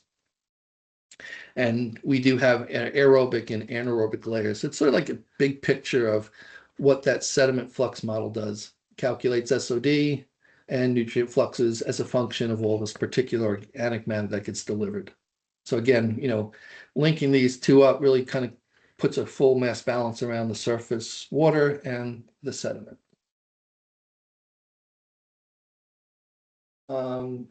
Just a little more detail of the aerobic and anaerobic layers. There's sort of an assumption that the diagenesis occurs at the same rate in the aerobic and anaerobic layers. So you can see we have diagenesis in both layers. For phosphorus and silica, there's some partitioning that can occur in the sediment. It's stronger in the aerobic layer due to the formation of iron oxides, and very weak for ammonia. So what happens, especially for phosphorus, when the DO drops and becomes anoxic or hypoxic, low DO, those iron oxides aren't formed or aren't present, and that phosphorus now could release quicker than it would when it's fully aerobic. So that's sort of built into the model too. Obviously, there's some nitrification that goes on, but that can only happen in the aerobic layer. And then denitrification occurs mainly in the anaerobic layer, but I guess there's some small pockets where it can occur in the aerobic layer. And for orthophosphate and silica, they're pretty simple reactions in the water column. There's really not much going on except through flux to and from the water column and burial. But so a little sort of further breakdown in here. So there's, I think Jim mentioned earlier, this particle mixing. It could be enhanced by bioturbation, like the little worms and critters in the sediment, kind of moving things around. That's this particle mixing coefficient. That's how the aerobic and anaerobic layers kind of communicate from a particle perspective. And then there's a diffusion coefficient between those two layers. And then there's a similar sort of mass transfer coefficient at the surface, which I believe is a function of the calculated SOD and the overlying water DO. And obviously the concentration differences. So sometimes these nutrient fluxes can be from the water column into the sediment if the overlying water column concentration is higher. So say the nitrate's higher than what's in the water column, then the sediment, that'll force the nitrate into the sediment. Most of the time, though, it is sort of the reverse. We're kind of pushing inorganic nutrients out into the water column.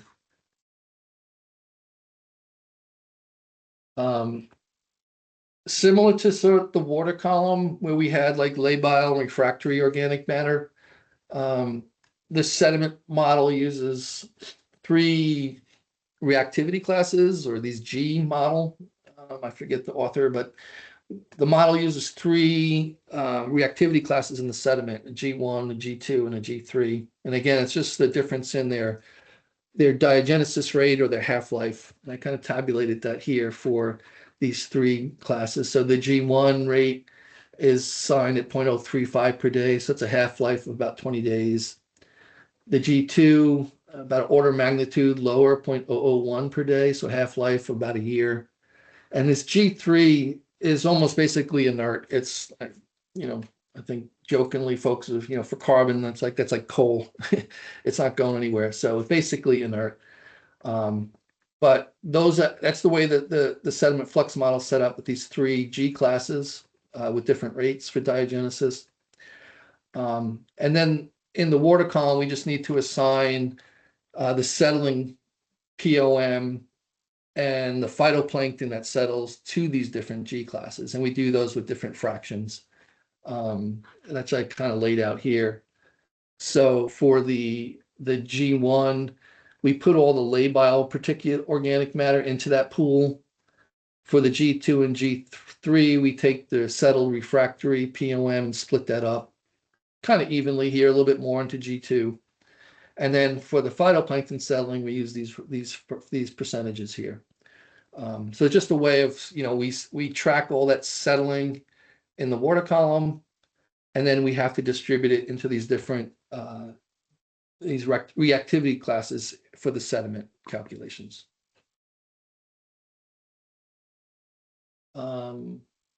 I mentioned the tracking of settling of everything to the sediment. This was kind of asked a little bit earlier. I think I finally got to it. So, the particular organic matter that settles and gets to the sediment, not all of it may be incorporated into the sediment. That could be due to tides, wind events, high flow events, where some of that gets sort of resuspended back into the water column. And I mentioned earlier, we don't model resuspension of the sediments in this model, but we use a sticky factor, is I guess the way to explain it. And that term is a VS net, so sort of like a net settling, VS being the settling and net being the balance between what settles and resuspends.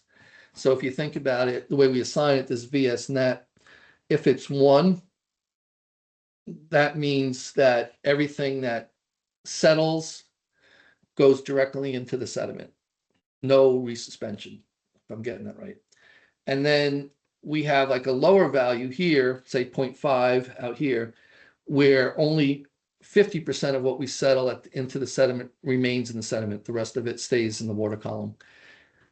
And we assign that based on sediment type. There's some nice maps and everything of the different sediment types in Long Island Sound. A little bit more rocky, sandy out in this end of the sound. On the east end, gets sort of like more of a silty area in sort of the central sound, and it gets more, a couple areas here we have more silty.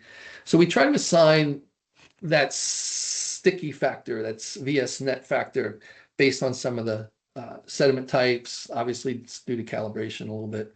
But again, just trying to represent that resuspension factor that we're not explicitly modeling. And we use that with this term, this VS net term, and it is spatially variable.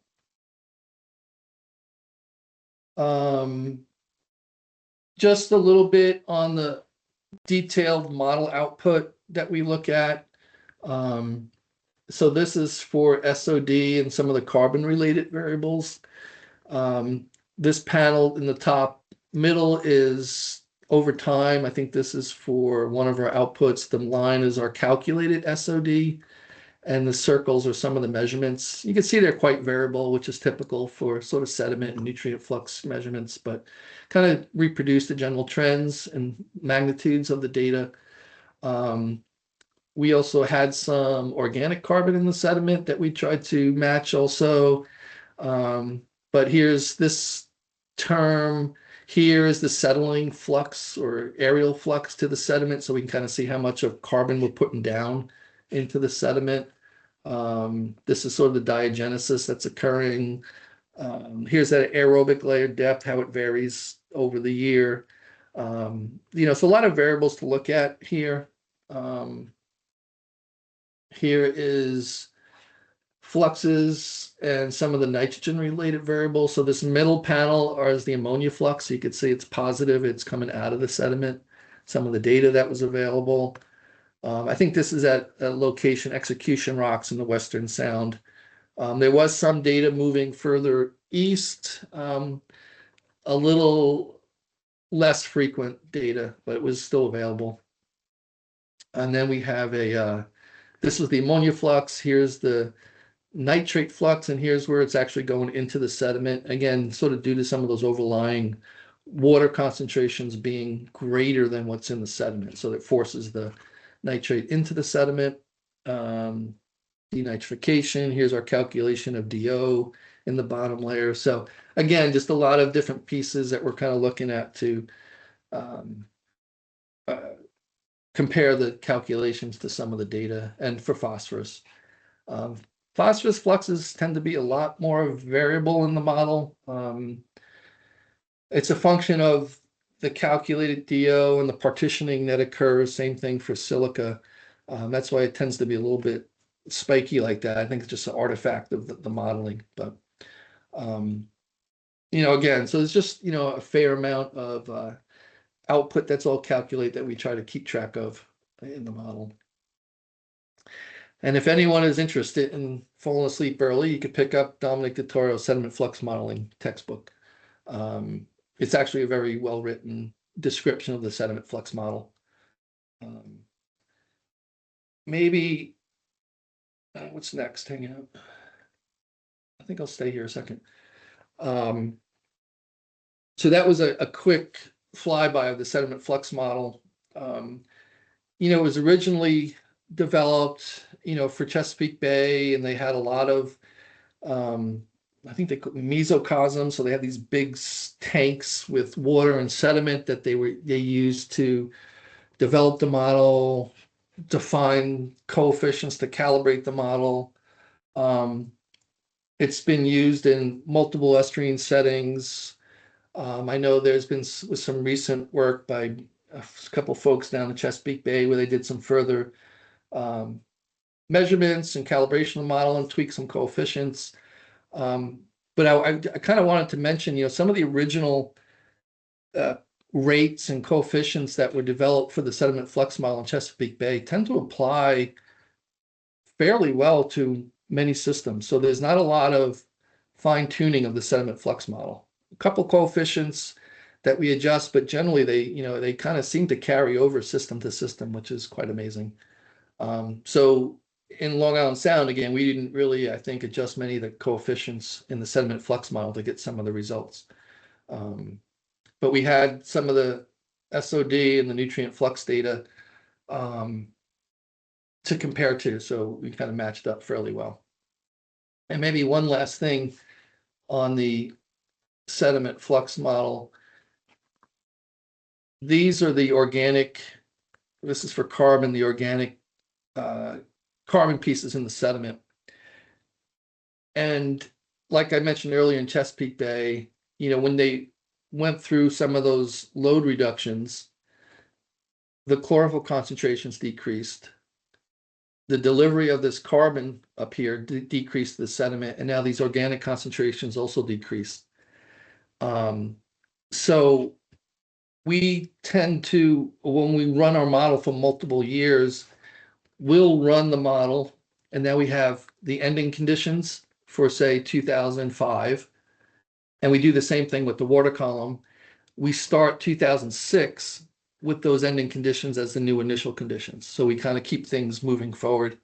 And when you go through some management scenarios that may significantly reduce, say, the chlorophyll, that phytoplankton source to the sediment, it's important to kind of run the model until you get sort of a new equilibrium in the sediment. But so just sort of another little piece there. So we're kind of keeping track of where a year ends, we use those conditions to set up initial conditions for the next year and kind of move forward.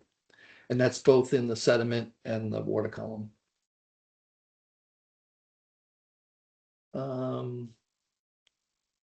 I think that's all I had on, the water quality model.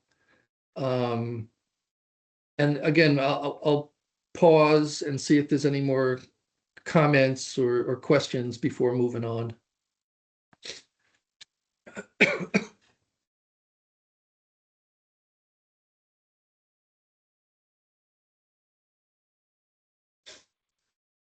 Okay.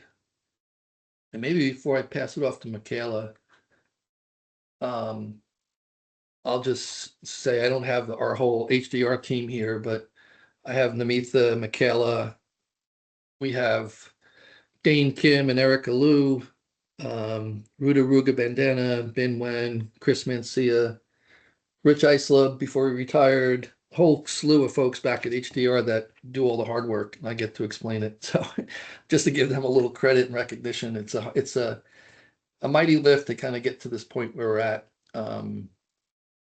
But I think a big improvement over where things were prior. So, and wait till you see some of the computer requirements and file sizes. There's a lot of data handling that goes into this. So again, I don't know if there's any other questions or comments. Other than that, I don't know, Michaela, maybe it's your turn to talk for a little bit. Give my voice a break. Sure, sounds good. Just tell me when you want to jump ahead to the next slide.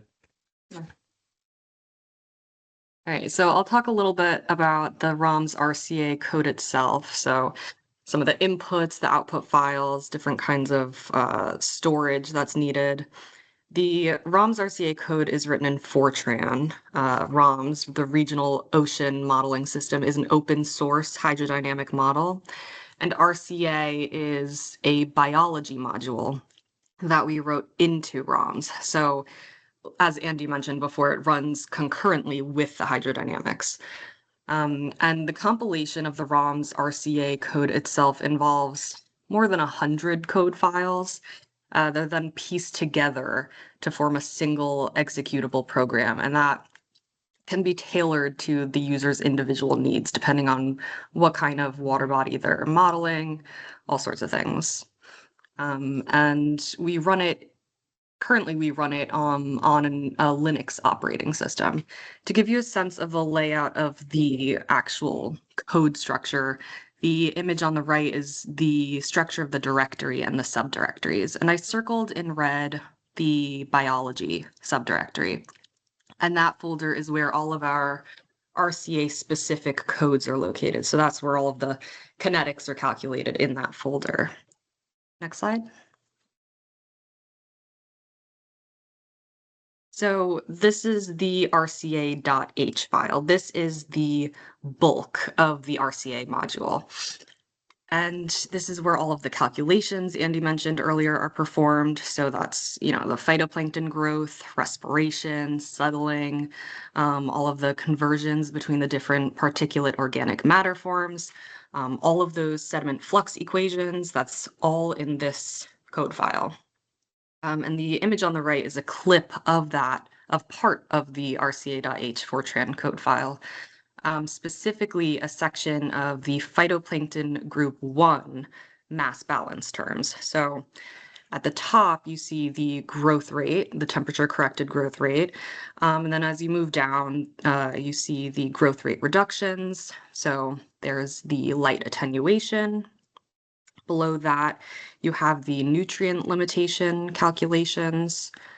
And below that, you have the settling, the respiration, and then at the very bottom is the grazing or predation calculations.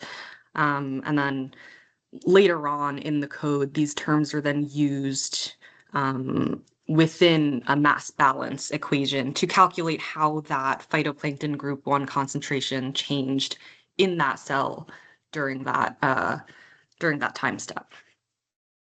Next slide. So this is the model input files. There are 14 major input files required to run ROM's RCA. A list of them is on the table on the right, along with the file sizes. And those file sizes are specifically for our Long Island Sound simulations of 1 year. So that's how large the file sizes need to be for a 1 year long simulation. And some of these files are related to hydrodynamics only, like the tide.nc file. Some are related to the biology RCA module, like the RCA underscore input file towards the bottom. We also call that RCA.in, and I'll talk about that a little bit on the next slide. Most of these files are in netcdf format, and it's a type of binary format that neatly contains multi-dimensional array data. So 2D, 3D, 4D, but a few of these are in ASCII or text format, like the RCA.in file. Next slide. So this is the RCA.in main input file. And as I mentioned, this is text. It contains all of the constants that drive the eutrophication code. So all of the reaction rate constants, the recycling fractions, all of the stoichiometric ratios, and much more. And the clip on the right is for the phytoplankton constants section. And up at the top, you see 3 columns. So there's group 1, group 2, group 3, and those represent the 3 different phytoplankton groups that we model in the code.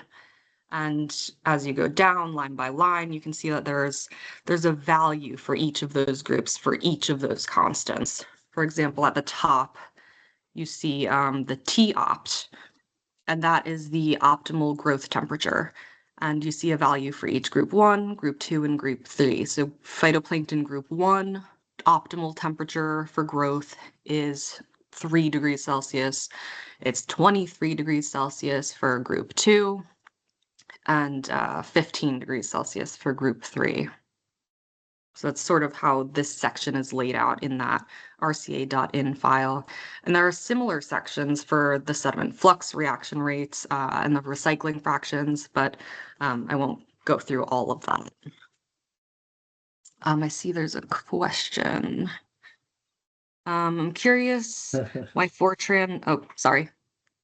Oh, I was just laughing at the question, sorry. I'm curious why Not in Fortran a bad way.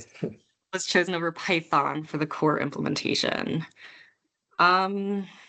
Well, I mean, from what I can say is ROMs was already written in Fortran. So it was easiest to just write the RCA biology module in Fortran as well to just, have it run concurrently. But I'm not sure. I was, half laughing. I think part of it is a lot of these codes were written a while ago in Fortran, RCA, ECOM, ROMs. And this may just be me, but I think we're afraid to transition it to a different software, different language like Python or something, but it's just stuck around. I also think Fortran's a pretty good coding for mathematical calculations, but I'm not sure if there's a great answer to why it wasn't chosen, but maybe the effort involved, because once you code it in a different language, there's a lot of testing and everything, but maybe in the future, maybe AI can do it for us in the future. I don't know too much about Python's parallelization, but I know Fortran, you can use many CPUs at once to run a single code, which can speed it up significantly. That's a good point. Yep. Next slide. So the output files. This is where storage space can can become very important. And as you can imagine, if we're running a model that has 180,000 segments for 20 years of simulations, the output files can get massive, especially if you're trying to save hourly output at every single cell, which we are not doing.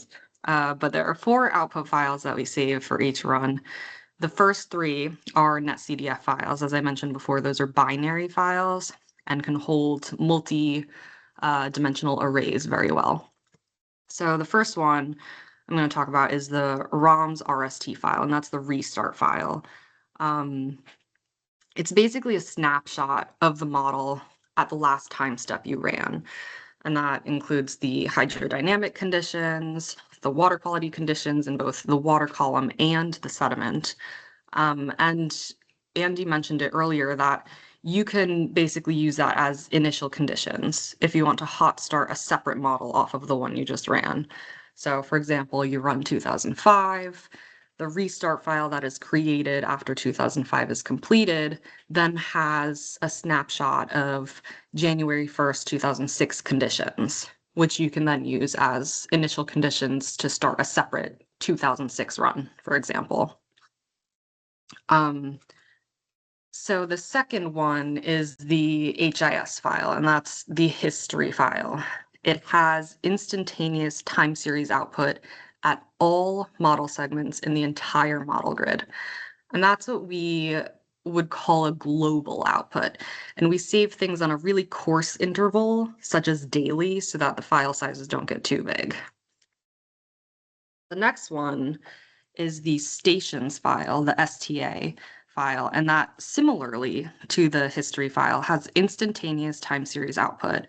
However, it has those time series output at a predetermined list of model cells. So a handful, maybe like 20 to 30, at least for our model. For example, at Harbor Survey Station E11 or Connecticut Deep Station A4, we can have more detailed time series output at those specific locations. And that's what we call a detailed output. And that's used to save high frequency model output. Typically, we'll save hourly. If we're trying to debug something, we might even do it on like a 10-15 minute basis. And lastly is the log file. That is the only text file on this slide. It's where you can find any error messages or diagnostic tabulations. It's really great for debugging and monitoring the run because it updates in real time as the model runs. So, you know, if it's running and I'm trying to figure out how far it's gotten, I can just open the log file and see where it is. And I put the file sizes in parentheses next to the output file names. Those are sizes for a 30-day output block. So the RST file is 666 megabytes. So it's not very big because it's just a single snapshot of the entire grid. So the history file is the largest one, and that's 5.5 gigs. But that's using a 12-hour frequency output. So we have instantaneous output at every single model segment every 12 hours. And for a 30-day block, that's 5.5 gigs. And you can see the stations file is only 225 megabytes, even though it's hourly time series output. And that's because we only chose a handful of cells to find, to output those detail output. So you can see the stations file saves you a lot on storage by cherry picking certain locations rather than the entire model grid. I see a question. It appears that the model writes an average file output, but this is overwritten each month and not saved. We are curious why this output is created. Can creation of the average output just be turned off? Yes. So we do write the average file output. We originally started writing it to check it out, but we don't use it. You can use it if you want, but keeping it isn't necessary for what we're using, and it just takes up storage space. It can just be turned off though. There are the two files, the roms.in and the rca.in have sections where you can turn off those output writing for each of the parameters. Let's see. All right, next slide.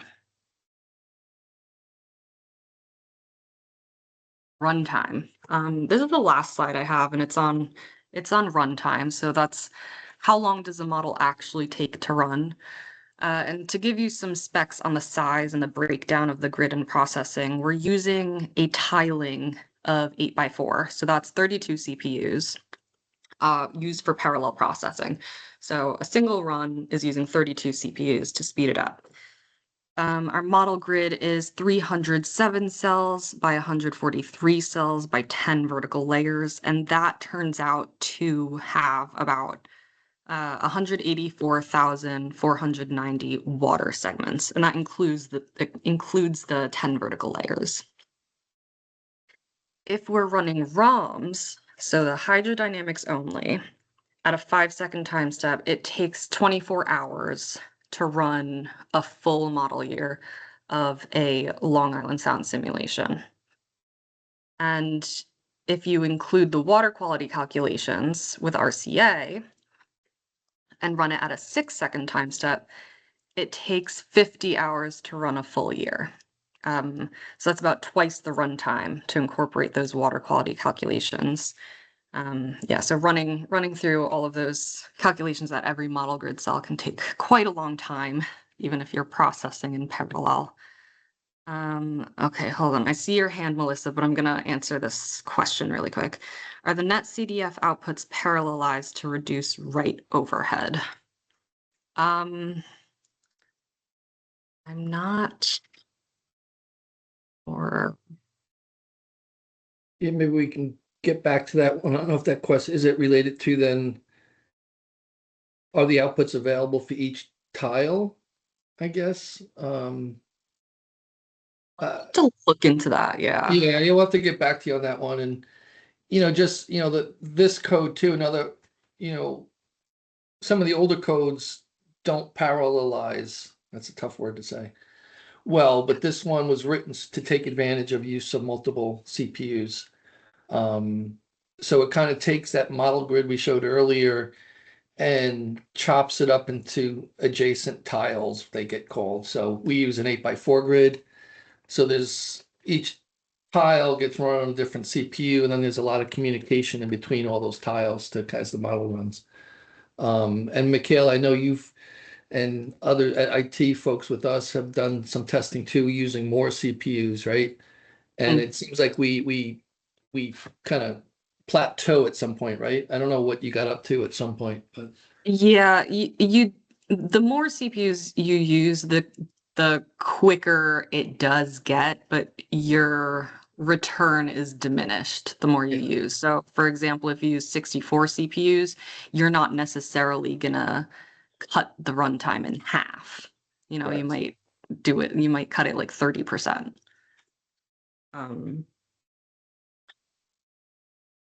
Melissa? Oh, sorry. No, go ahead. Yeah, I just had a quick question. How often did you have to run the model at a 3-second time step?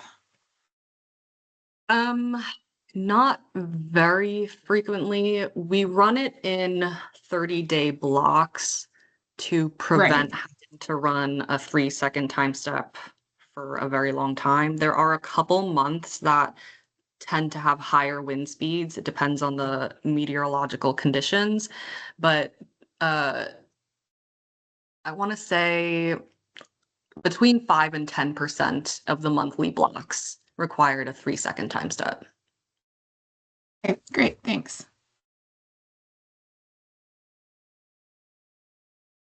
Any other questions?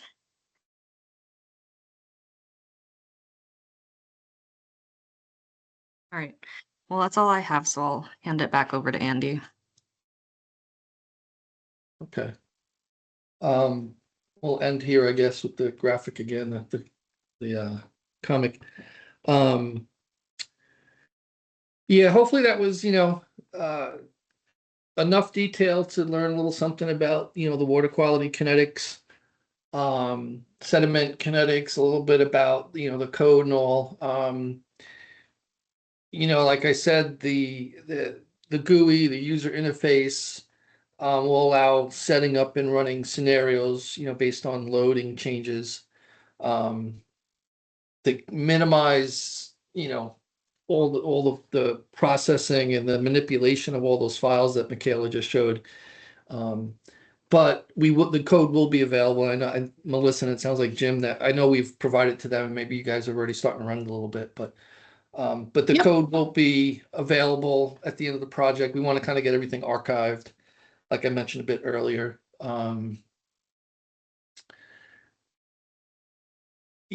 Yeah, I think that's about it. I know once we get to the GUI, there's it's going to be a cloud-based GUI, so there's storage considerations, runtime considerations, and there's going to be a hosting of that GUI post-project that's in the works. But again, just sort of all coming, and hopefully in another year or so, CPUs or read writes or RAM will be improved, and maybe we can cut those runtimes in half. But it seems like there's always another advance at some point. Yeah, Melissa, I see your hands up again. Yeah, sorry, Andy. No. Yeah, just on just on like the file storage.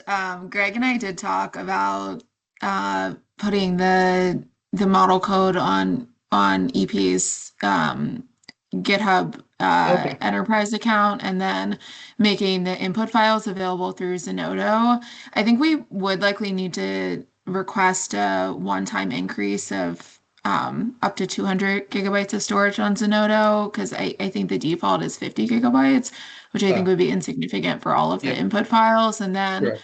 yeah, for the output, I think the preference would be to make the outputs downloadable through the GUI database, since I'm not sure of a place that would offer like terabytes of storage for Terabytes, free. Yeah, and since we're already like paying for the GUI hosting, if it is possible to like download both the raw output files as well as like a time series at a station, I think that would be the preference. Yeah, so Greg and I met to go over some of the info that's in those memos, and I don't know if you talked about that on Friday, but I just wanted to communicate that would be like our preference. Okay, yeah, that sounds good. I know, it's just massive amounts of data storage, but Yeah. yeah, and I like the idea of keeping the outputs on the GUI hosting servers.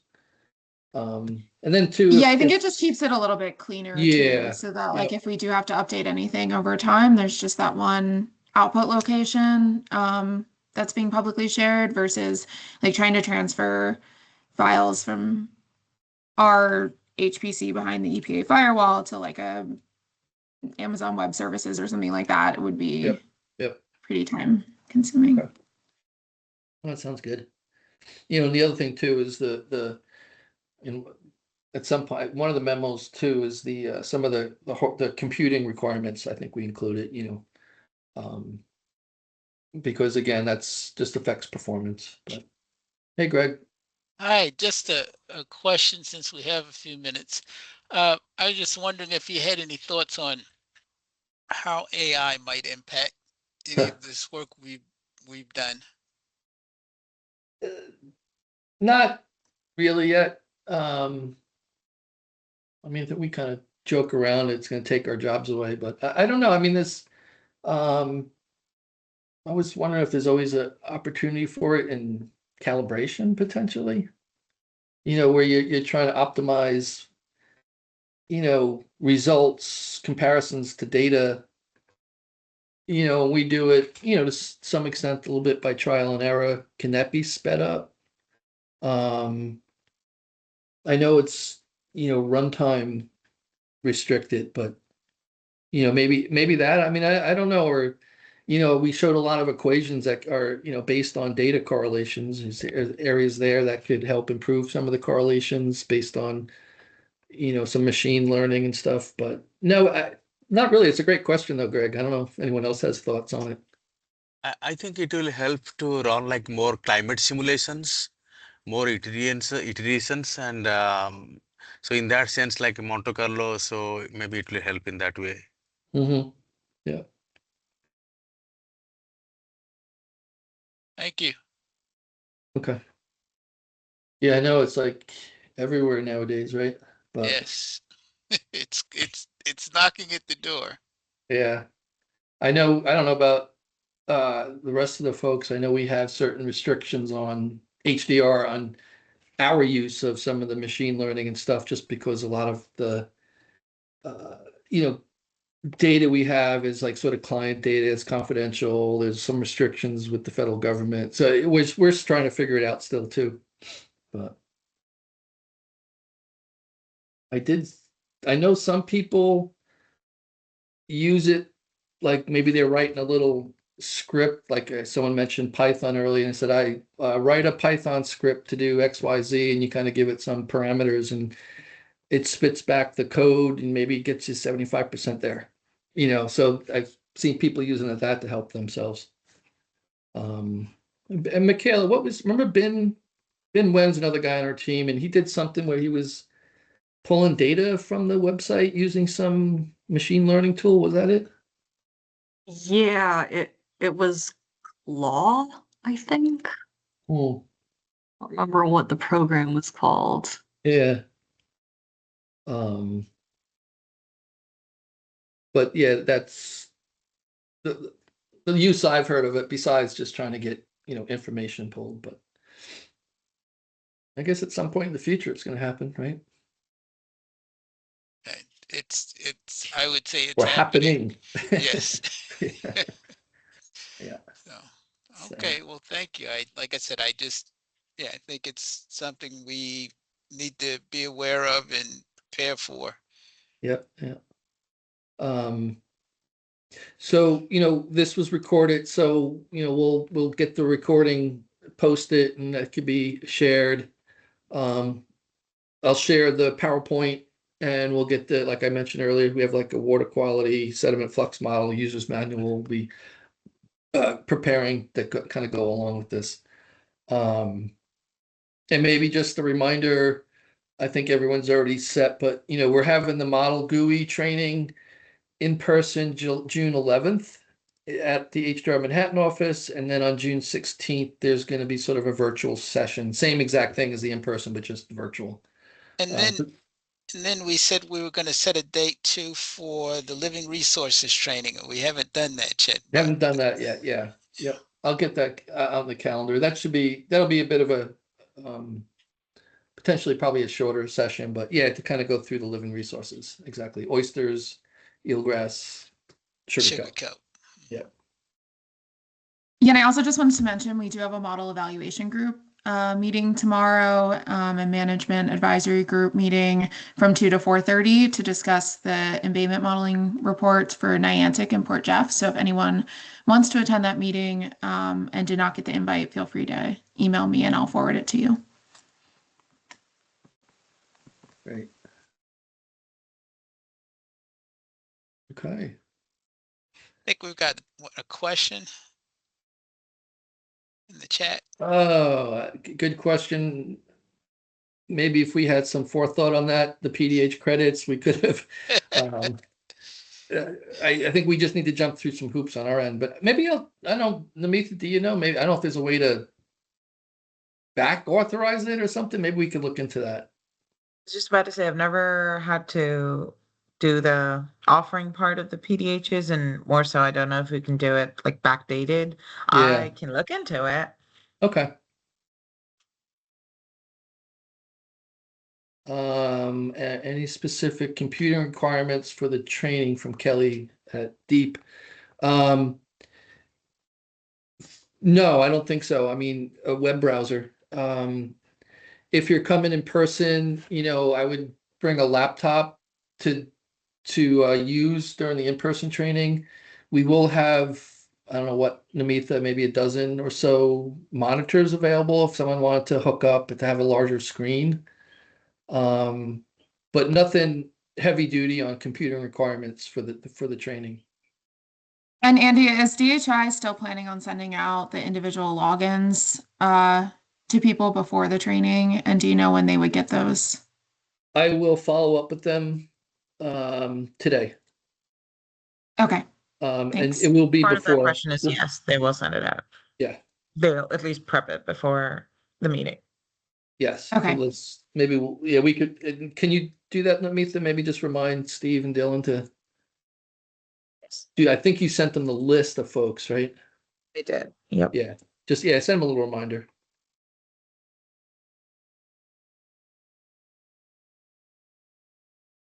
Okay.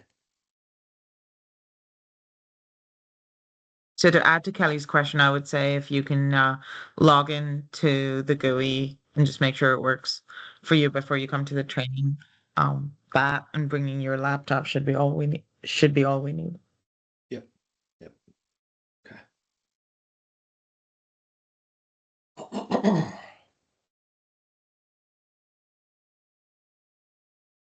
Right.